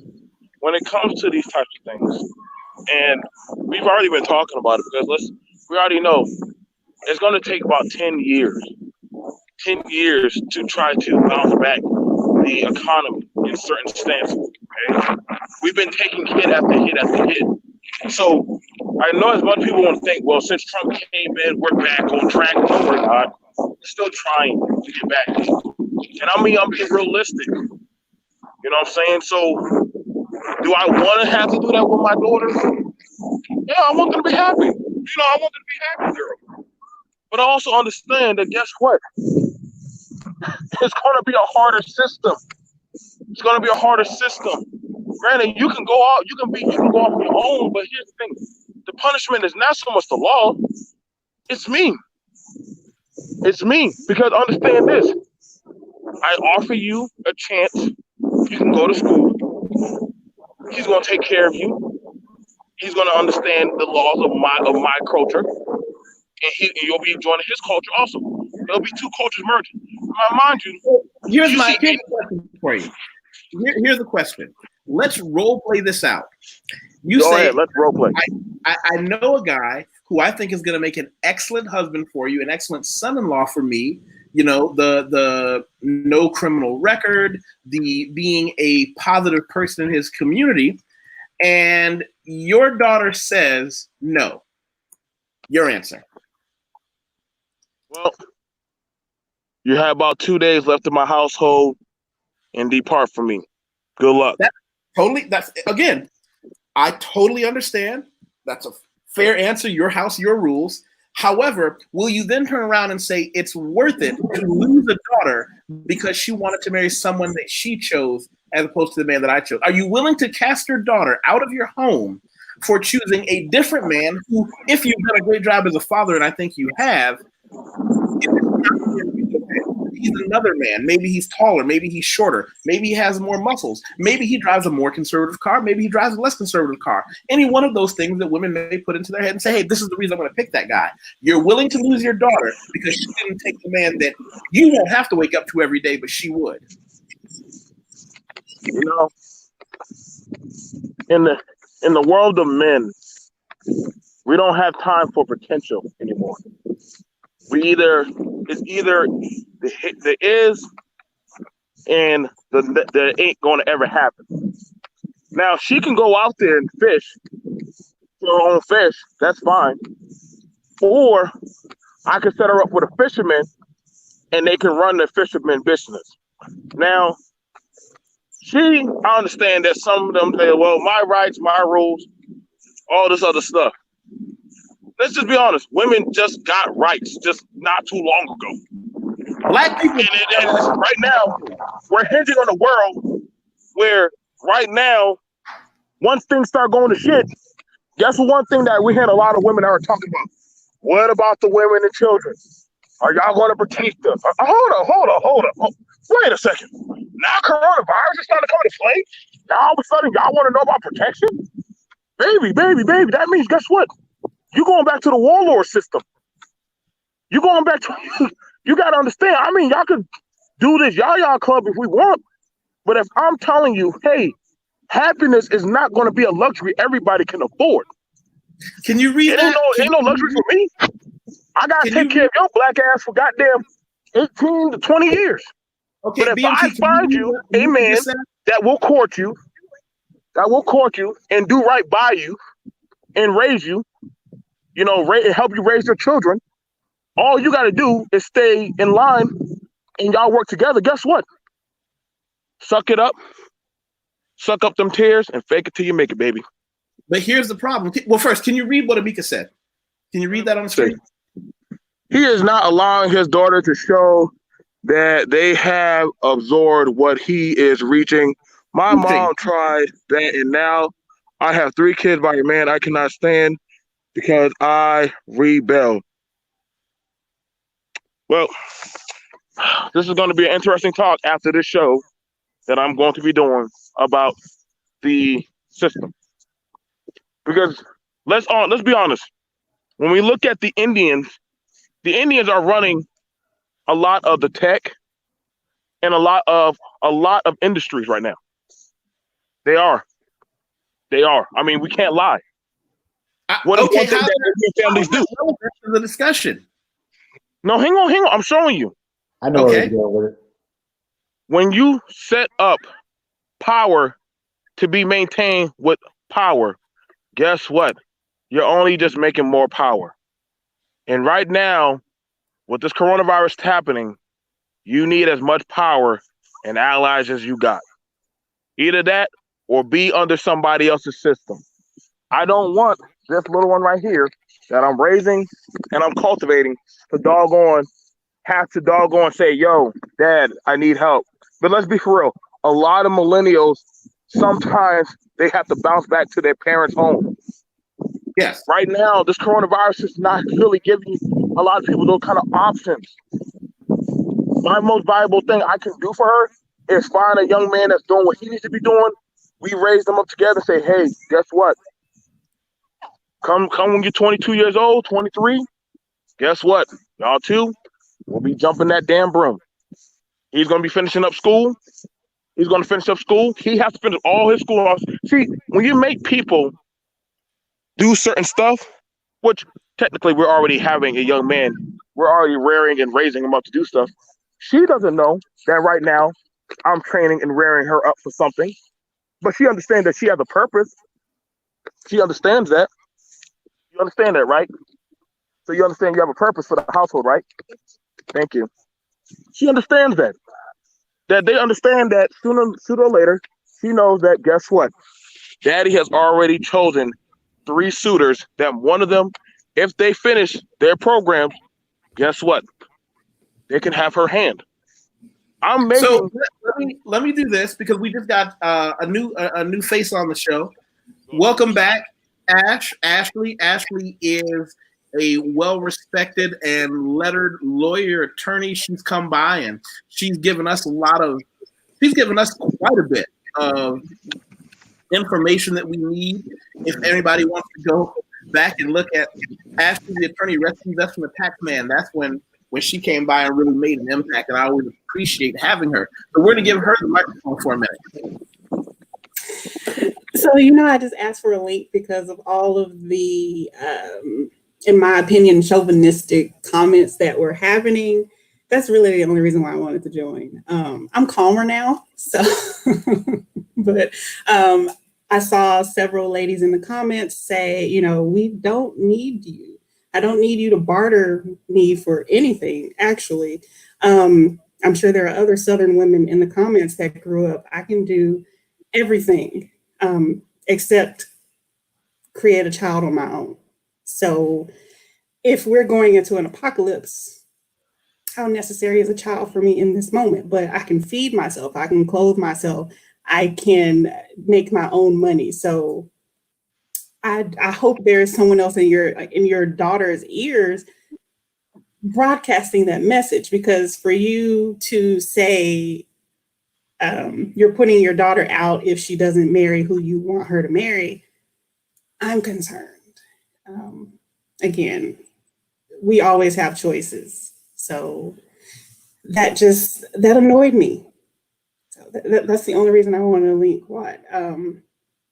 I can shoot, I can fish, I can sew, I can repair minor electronics. So if you're practicing what you're preaching, I'm assuming your daughters can as well. So again, the need for a man is what? A child. So the question that I have, and I keep coming back to, Ashley, and this is where he and I part ways, but I don't know how we managed to go on two different roads.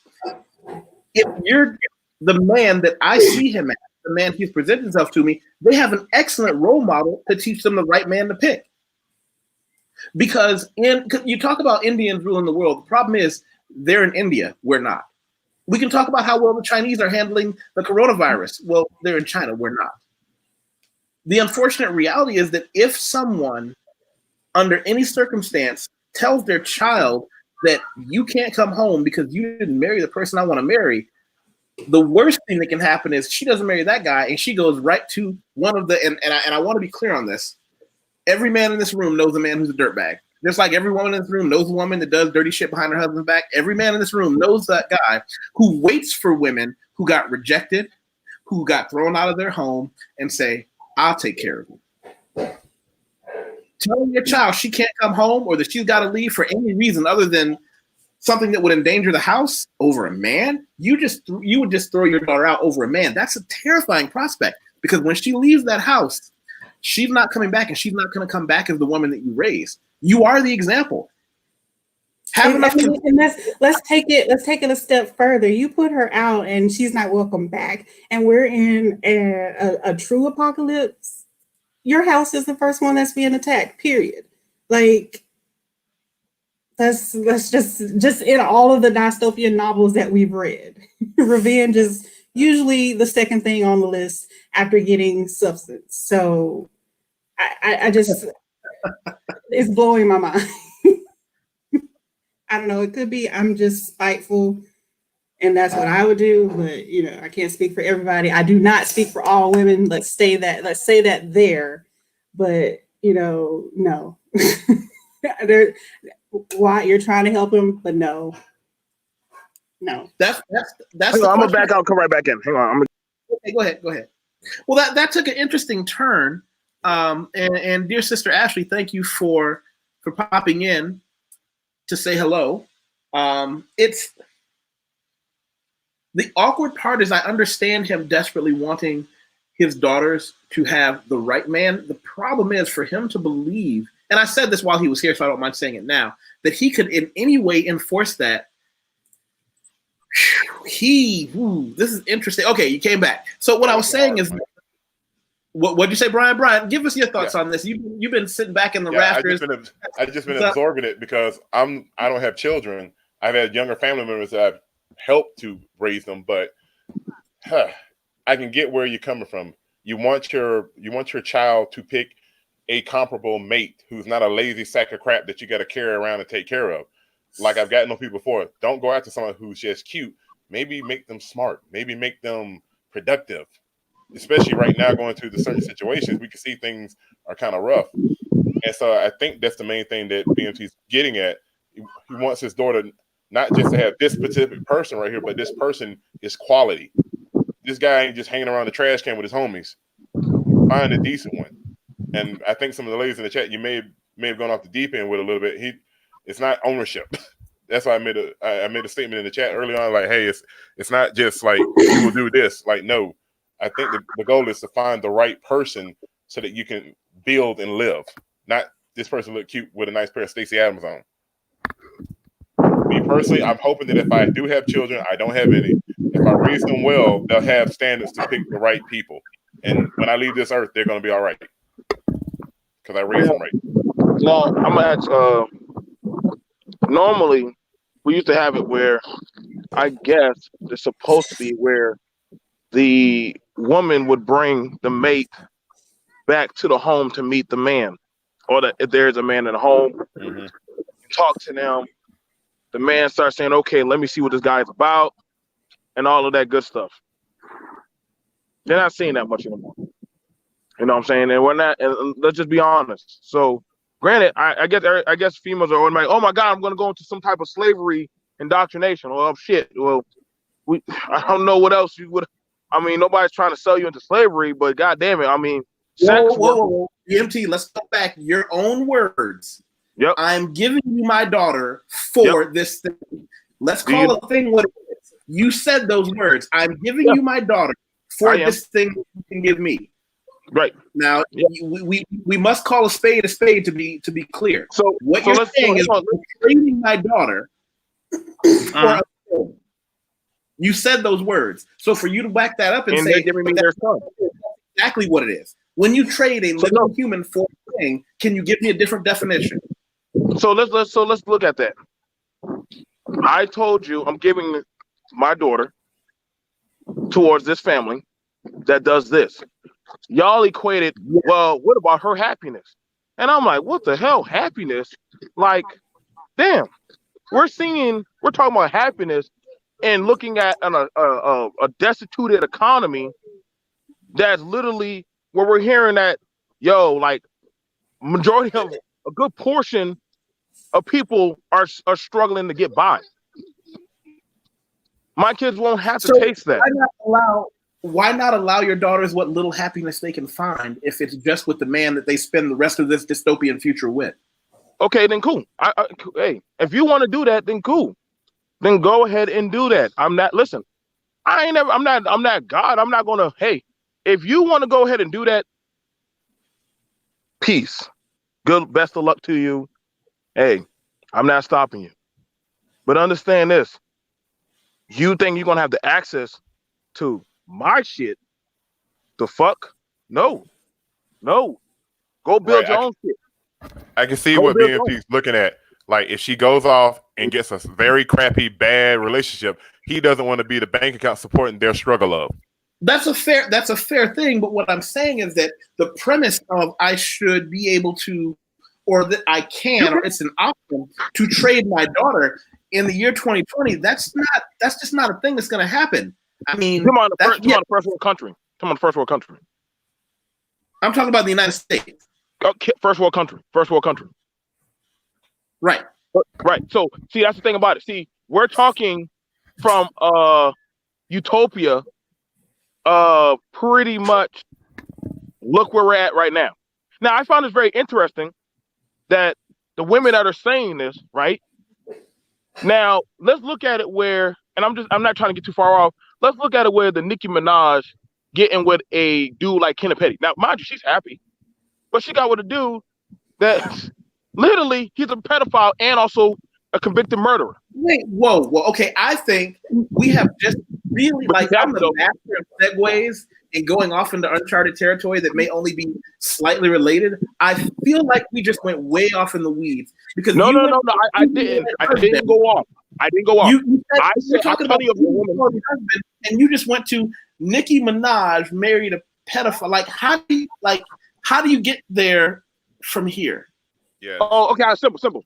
She literally has money. Rather than getting with a man who and access to resources, she got with somebody who pretty much just makes her happy. Now she has to deal. So I feel like you're making my point for me. She has the money. She has everything that she needs, but she got with a dude that she wanted because, again, I mean, I hate to be crass, but he has sperm. She may or may not want a kid. Everything else she can provide for herself. So okay. What's your name? Ashley? Yeah. Okay. You have money, correct? You make money, right? Sure. Let's go with that. Okay, so you make money. You're pretty much self-to-do by yourself. But you're in a position of power, right? Right. You know, I'm looking at this, and I'm trying to let the conversation give you as much rope as possible. But what we don't want to do is we don't want to turn this into pointed discussions and you and he and him. I think what we're looking at in a greater sense, I would say our conversation should not rely on whether or not the woman has money or not. I think if she's going to make a mistake, the best thing we can do is, I don't know much about Nicki Minaj. That's not my bag. But listen, if we're going to look at her, could you look me in the eye and say that Nicki Minaj had a father as attentive as you are? See, those decisions are what happens for the girls who didn't have a father who showed them the right decision to make. But no one is going to make a woman. Like, when was the last time anyone you knew, man or woman, reacted well to an ultimatum that says, if you're going to do this, I don't? Particularly children, particularly daughters to their fathers. It's got to be her mistake to make, but the insurance you can have against that is by being the kind of man that she would want to end up with. Because the day those words come out of your mouth, it's going to be a bomb that goes off that not only tells one daughter she may have to leave for choosing a man that you didn't. What does that do to the other women in your home? What have you just planted in your family of, oh, he wants to go down that road? Well, the thing about it is, I raise my children within a culture. So that type of mindset, it's really not even, like my daughter even said, like, I choose everything. So that type of mindset it's just something that's just not going on. I'm fair. I do things with my children, but they also understand the ideologies of their father. They also understand that I pick majority of things in my household. So the craft of where we're hearing from right now, we're coming from an era where, guess what? Everything was good and milk and honey and freedom of choice. So they can have these talking points, and I'm fine with it. Like, hey, you can choose whatever you so choose. I'm not going to stop you. You can deviate from the plan, but understand this. The bailout system bank is closed. The access to the land or anything like that is closed. So there's no, well, guess what? I'm doing what I would want to do, Daddy. Fine by me. I'm not stopping you. Kiss you on the back of the head. You know, hey, make your choices. That's fine. I'm not going to stop you. But understand, when you make a choice. I think on this issue, all of us have made our points clear. Our job is not to judge each other as being right or wrong, but to be able to at least hear with me to try and give each other different points of view. We can agree or we can disagree, but we've all done it respectfully. What I'd like to do is go back to the topic that we started with, and actually, I don't know how long you're watching, about the stimulus package. And one of the things that got us down this road of poverty and haves and have-nots is, even if that package is $1,500, I think it's a drop in the bucket, an insult. We had someone earlier say it would be like putting a stitch on a gunshot wound, because the majority of Americans, and particularly most Black Americans, aren't going to see any real gains. So I'm not sure which hat to put on. So what gain are we hoping to see? What are we hoping that it's going to fix? My understanding is that, the cash is to help people stay afloat. I'll be honest, $1,500 is a third of my monthly expenses. So it's literally, it may cover my mortgage and my car note. So, I mean, I don't understand what we hope that this is going to fix. I don't think it's meant to fix anything. I think it's to stall. I mean, we know the end goal is to save businesses, period, corporations. So sending cash out so that people can spend it saves who? Yeah, but I don't think the people that are doing that, because here's what's going to happen. The major businesses are going to hoover up the majority of that money, and the people who spend that money aren't going to see any real being saved out of it. Because that 1,500 once, we're not talking 15 a month, we're talking 15 once. Yeah, 15 once. So, I mean, the people who need it hopefully get it. Like, I know most people that need it don't have, a car note and a mortgage that's $1,500. So they're more likely to, buy necessities, food, gas, toilet paper. Whereas I'm looking at that $1,500 like, well, I'm self-employed. I'm not working right now.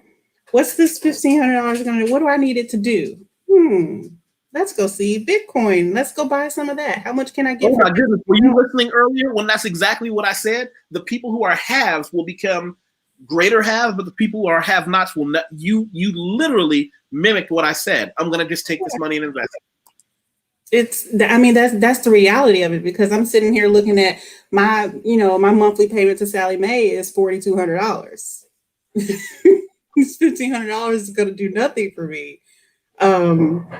Not just throwing out, look, I'm going to take the $1,500 if they send it to me. But I mean, just being honest, what we need to be concerned with is figuring out, what's going to be cut off.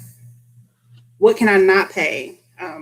Like here where I live, I know it'll take them a year or two to put me out of my house if I stop making payments right now. It'll take them, a year to repossess my car. So if it comes down to it, I know what I need to pay to continue existing. But do people who rent have that option? Here in Arkansas, no, it's a crime to not pay your rent. The sheriff will show up and remove you and arrest you, which creates another bill. So those are the things I think we're missing when we start trying to theorize about these payments. People need cash, period. They need it.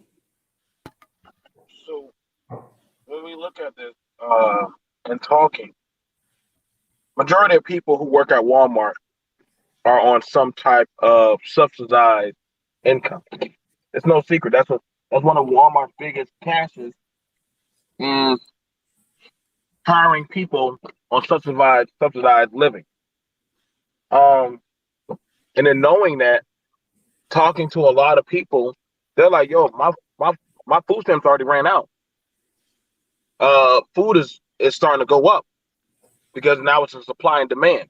When you get it in there, and it's not like they already put a cap like they could do during a natural disaster. See, if this is new, they can't just say, well, you can't price gouge. But see, that's not there going on. There actually is a cap going on. Every state has a cap, so you can't exceed the cost of what it costs you.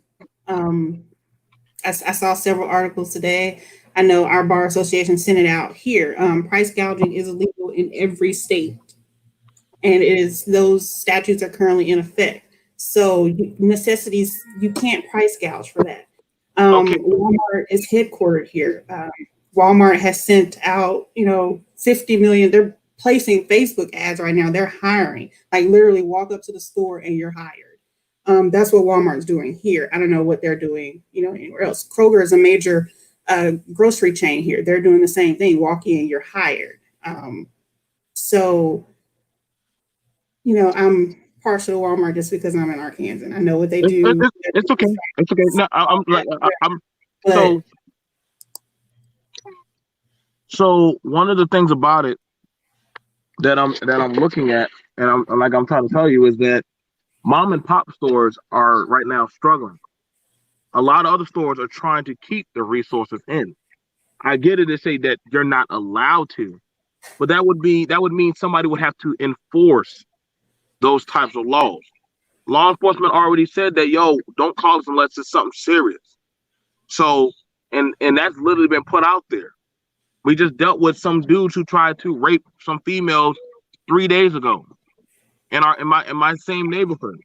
So these things about the enforcement, who's doing the enforcing? Because if the cops aren't getting to get paid like that, what is the incentive of me enforcing these types of things? So right now, a lot of people, are at the mercy of certain types of groups and stuff. Luckily, it's easy for us to talk like this because we're not in some of those brackets. We're not in those type of ledgers and stuff, so it's easy to say those types of things.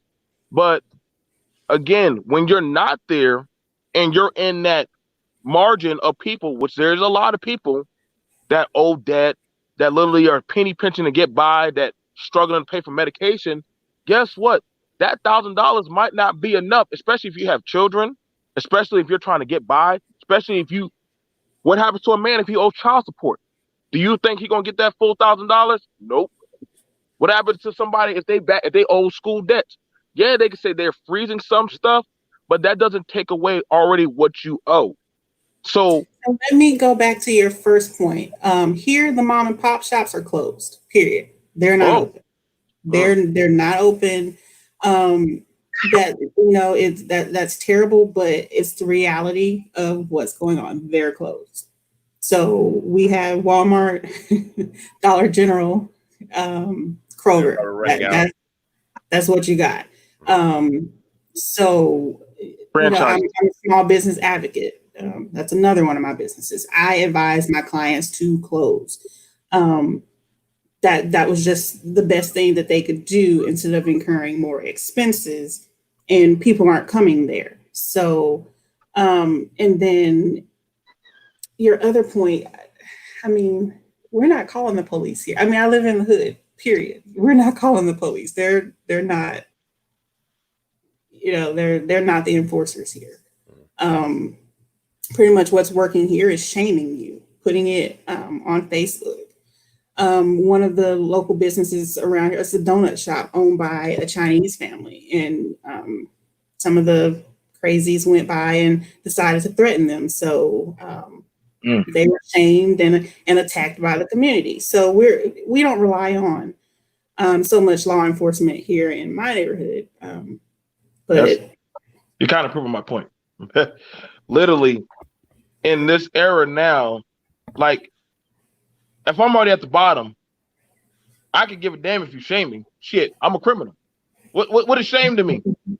So I'm going to do what I take part in, and I'm going to take, and that's anything and anyone. And so, no, I think you misheard my point. The shaming is working. We are self-policing here. That's the normal. So, yeah. Good. Like, so I hear what you're saying about that, and that's all good and all. And I'm not taking away from that. Like, I just had to clear out. One tenant was like, "Hey, Mr. Johnson, I got to move back home." I said, "Okay, cool." I said, "Best of luck to you," because they understood that they had elderly that could not fend for themselves. Again, mom and pop stores that are closing.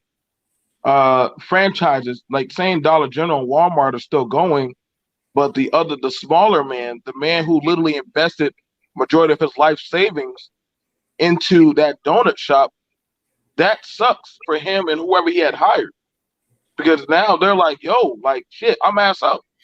And there are a lot of people within not even, it's been even a good year, they're already taking hits. And so I'm blessed enough where my type of thing I'm into, I'm not touched by this kind of thing. But however, those are people who cannot, that are depending on people to come through the door. And we have to have at least about 15 orders. We got to get this certain out. I have to have a certain quota done. That is going to hurt them. This $1,000, shit, that's just to keep that thing going. So, absolutely, I hear you. But are we discussing fixing long-standing problems, or are we discussing survival? Because my understanding was we're discussing survival. So now you miss. That's what I'm saying, Ashley. For some people, their form of income, that small business, is their survival. That daycare staying open, that is their survival. Like that's what I'm trying to, get at. Like that is survival. Like 1,000. Like I think if you couldn't, like, because it's going off of the taxation of if you paid your taxes the last 2 years, and BK, I mean, you talked about this, then they're going off of that. Like, to me, right, and I literally took, and I've been paying for a van to take kids out of my pocket to go to the school to go get food, as well as they get their stuff. Other parents can't afford that, so literally this collective talk is right now, or the stimulus, let's go. It's only going to go, but for so long. After a while, it's going to be every dog for itself. So let me use myself for example. Watt knows what's going on. I started a law firm in October. Just a quick side note. I'm about to head on out. It's a great conversation, but I got to run. Keep it going. All right. All right. You have a great day, and thank you for hanging out. Have a great one. Pleasure meeting you, Ashley. BNT, Yusuf, later. Yep. Yeah, I'll use me for example. Watt knows what's going on. I started a law firm in October of 2019. Here we are in March, and I've had no income for 3 months now. So, and now we're in the middle of this, and my my firm depends on meeting people in person to sign documents. So we're now here lobbying our governor for an emergency stay of our statute. So because we can't leave our houses. So I need to be able to sign documents with clients electronically. So I'm personally affected. I'm a small business owner, no income for 3 months. So, I'm not talking out the side of my neck about people not understanding the situation. But right now, it's survival mode. I'll deal with 2021 when I get out of this pandemic.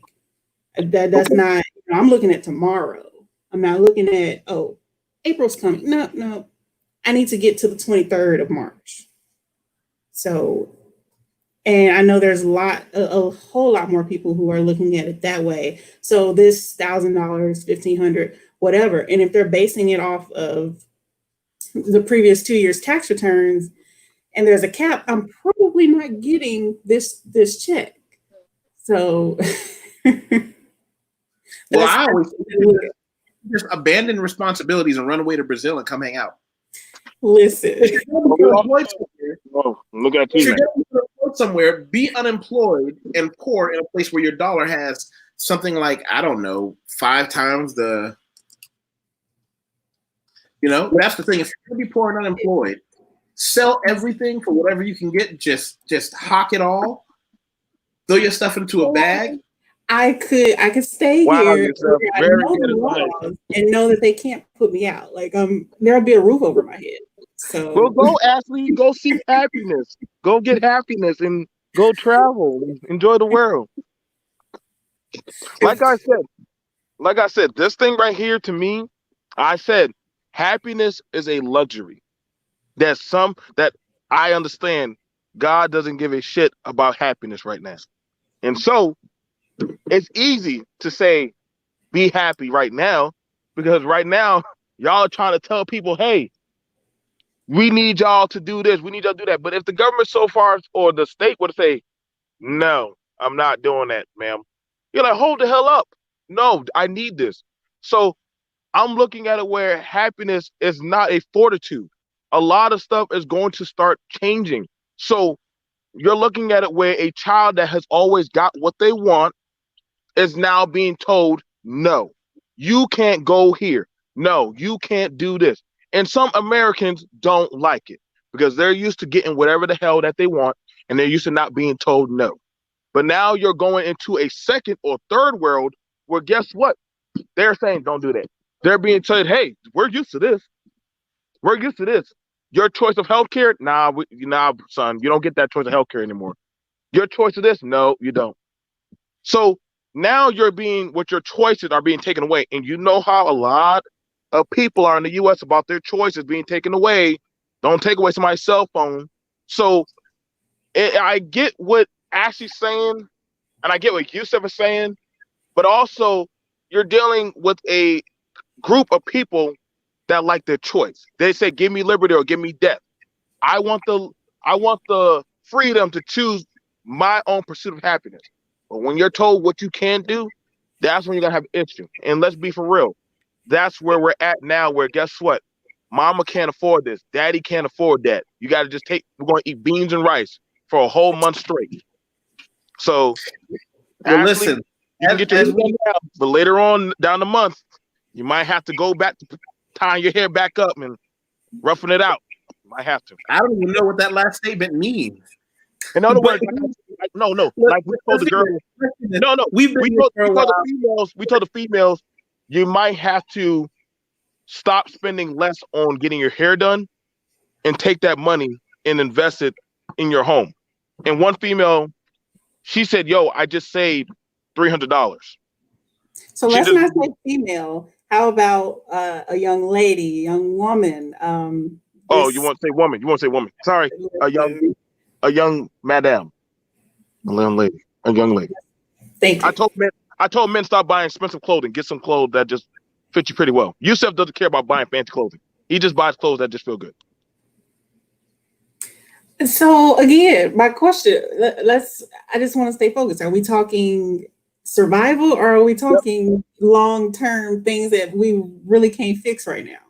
No, that's survival. That is survival. Because literally you having to change up on your spending and on how you manage your money now, what goes into survival now becomes second nature. Does that make sense? I mean, I grew up in Southern America, in the southern part of a southern state. I don't think that question really applies to me. I grew up doing things that most people who grew up in a city have no idea. Like, I'm in my 30s and I grew up with an outhouse. So we're not. Oh, you're going to be good. You're going to be just fine. I don't think those things apply to me. So I don't know anybody who's going out shopping right now. I don't know anyone who's unless it is an addiction that they have, but people who, taking disregarding mental diseases, nobody's shopping unless it's for tissue and bleach and hand sanitizer. That's it. I was in Walmart the other day and nobody was on the side of the store dealing with, consumer purchases. Everybody was on the grocery store side. So in this immediate need right now, no, we're buying groceries. My cousin, she works at the mall. She's a college student working at the mall. And she's like, she hates it that she has to go to work because she's like, every day somebody comes in and she freaks out when they cough or sneeze and the room gets silent. Like, oh shit, was that the person? And she has to go to work. But they don't know at any time the mall can close. People are still coming in there and some people are still buying. And she can't say, well, I'm not coming to work because coronavirus. No, she has to go to work. And she's like, you think I like it? Telling people to try on bags and stuff and all that stuff. And, you don't know who. Verizon is still open. Different places that retail stores, they're still open. If they close, that person's like, I don't know if they're going to open back up. The mall. I think that goes hand in hand with our government's allowing states to handle it themselves. So here, that ain't open. AT&T is closed because I need a new SIM card. Like, they're closed. I can't get one. Verizon is closed. The mall is closed. The movie theaters, everything is closed. We have a curfew. The National Guard. I literally live, down the street from the base. The Armory. They're here. So all of my military friends, I've been texting them like, what y'all doing? I'm about to die. Let me know. Give me a heads up so I can go ahead and repent and do all that stuff right now. And I'm getting radio silence. So to me, no answer is an answer. Yusef, you might want to start selling some housing down there in Brazil, Yusef. That might be, you might make a gold mine. You might get a bunch of people from YouTube that are going to be buying houses right here. Like, hey, listen, I gotta go. I've been saying I gotta go about an hour. I will talk to y'all later. Thank you so much. And for everybody that came by, make sure you like, share, subscribe, and all that good stuff. Hit the bell. I hope everybody has a great time. And I hope to see you again in a couple of days. And I want everybody to stay safe, social distancing, all that other good stuff. Yusef. All right. I want to invite Ashley over to my channel. But I want to talk about this arranged marriage during coronavirus. Is that a really bad thing? Hold on. Wait a minute. Let me turn off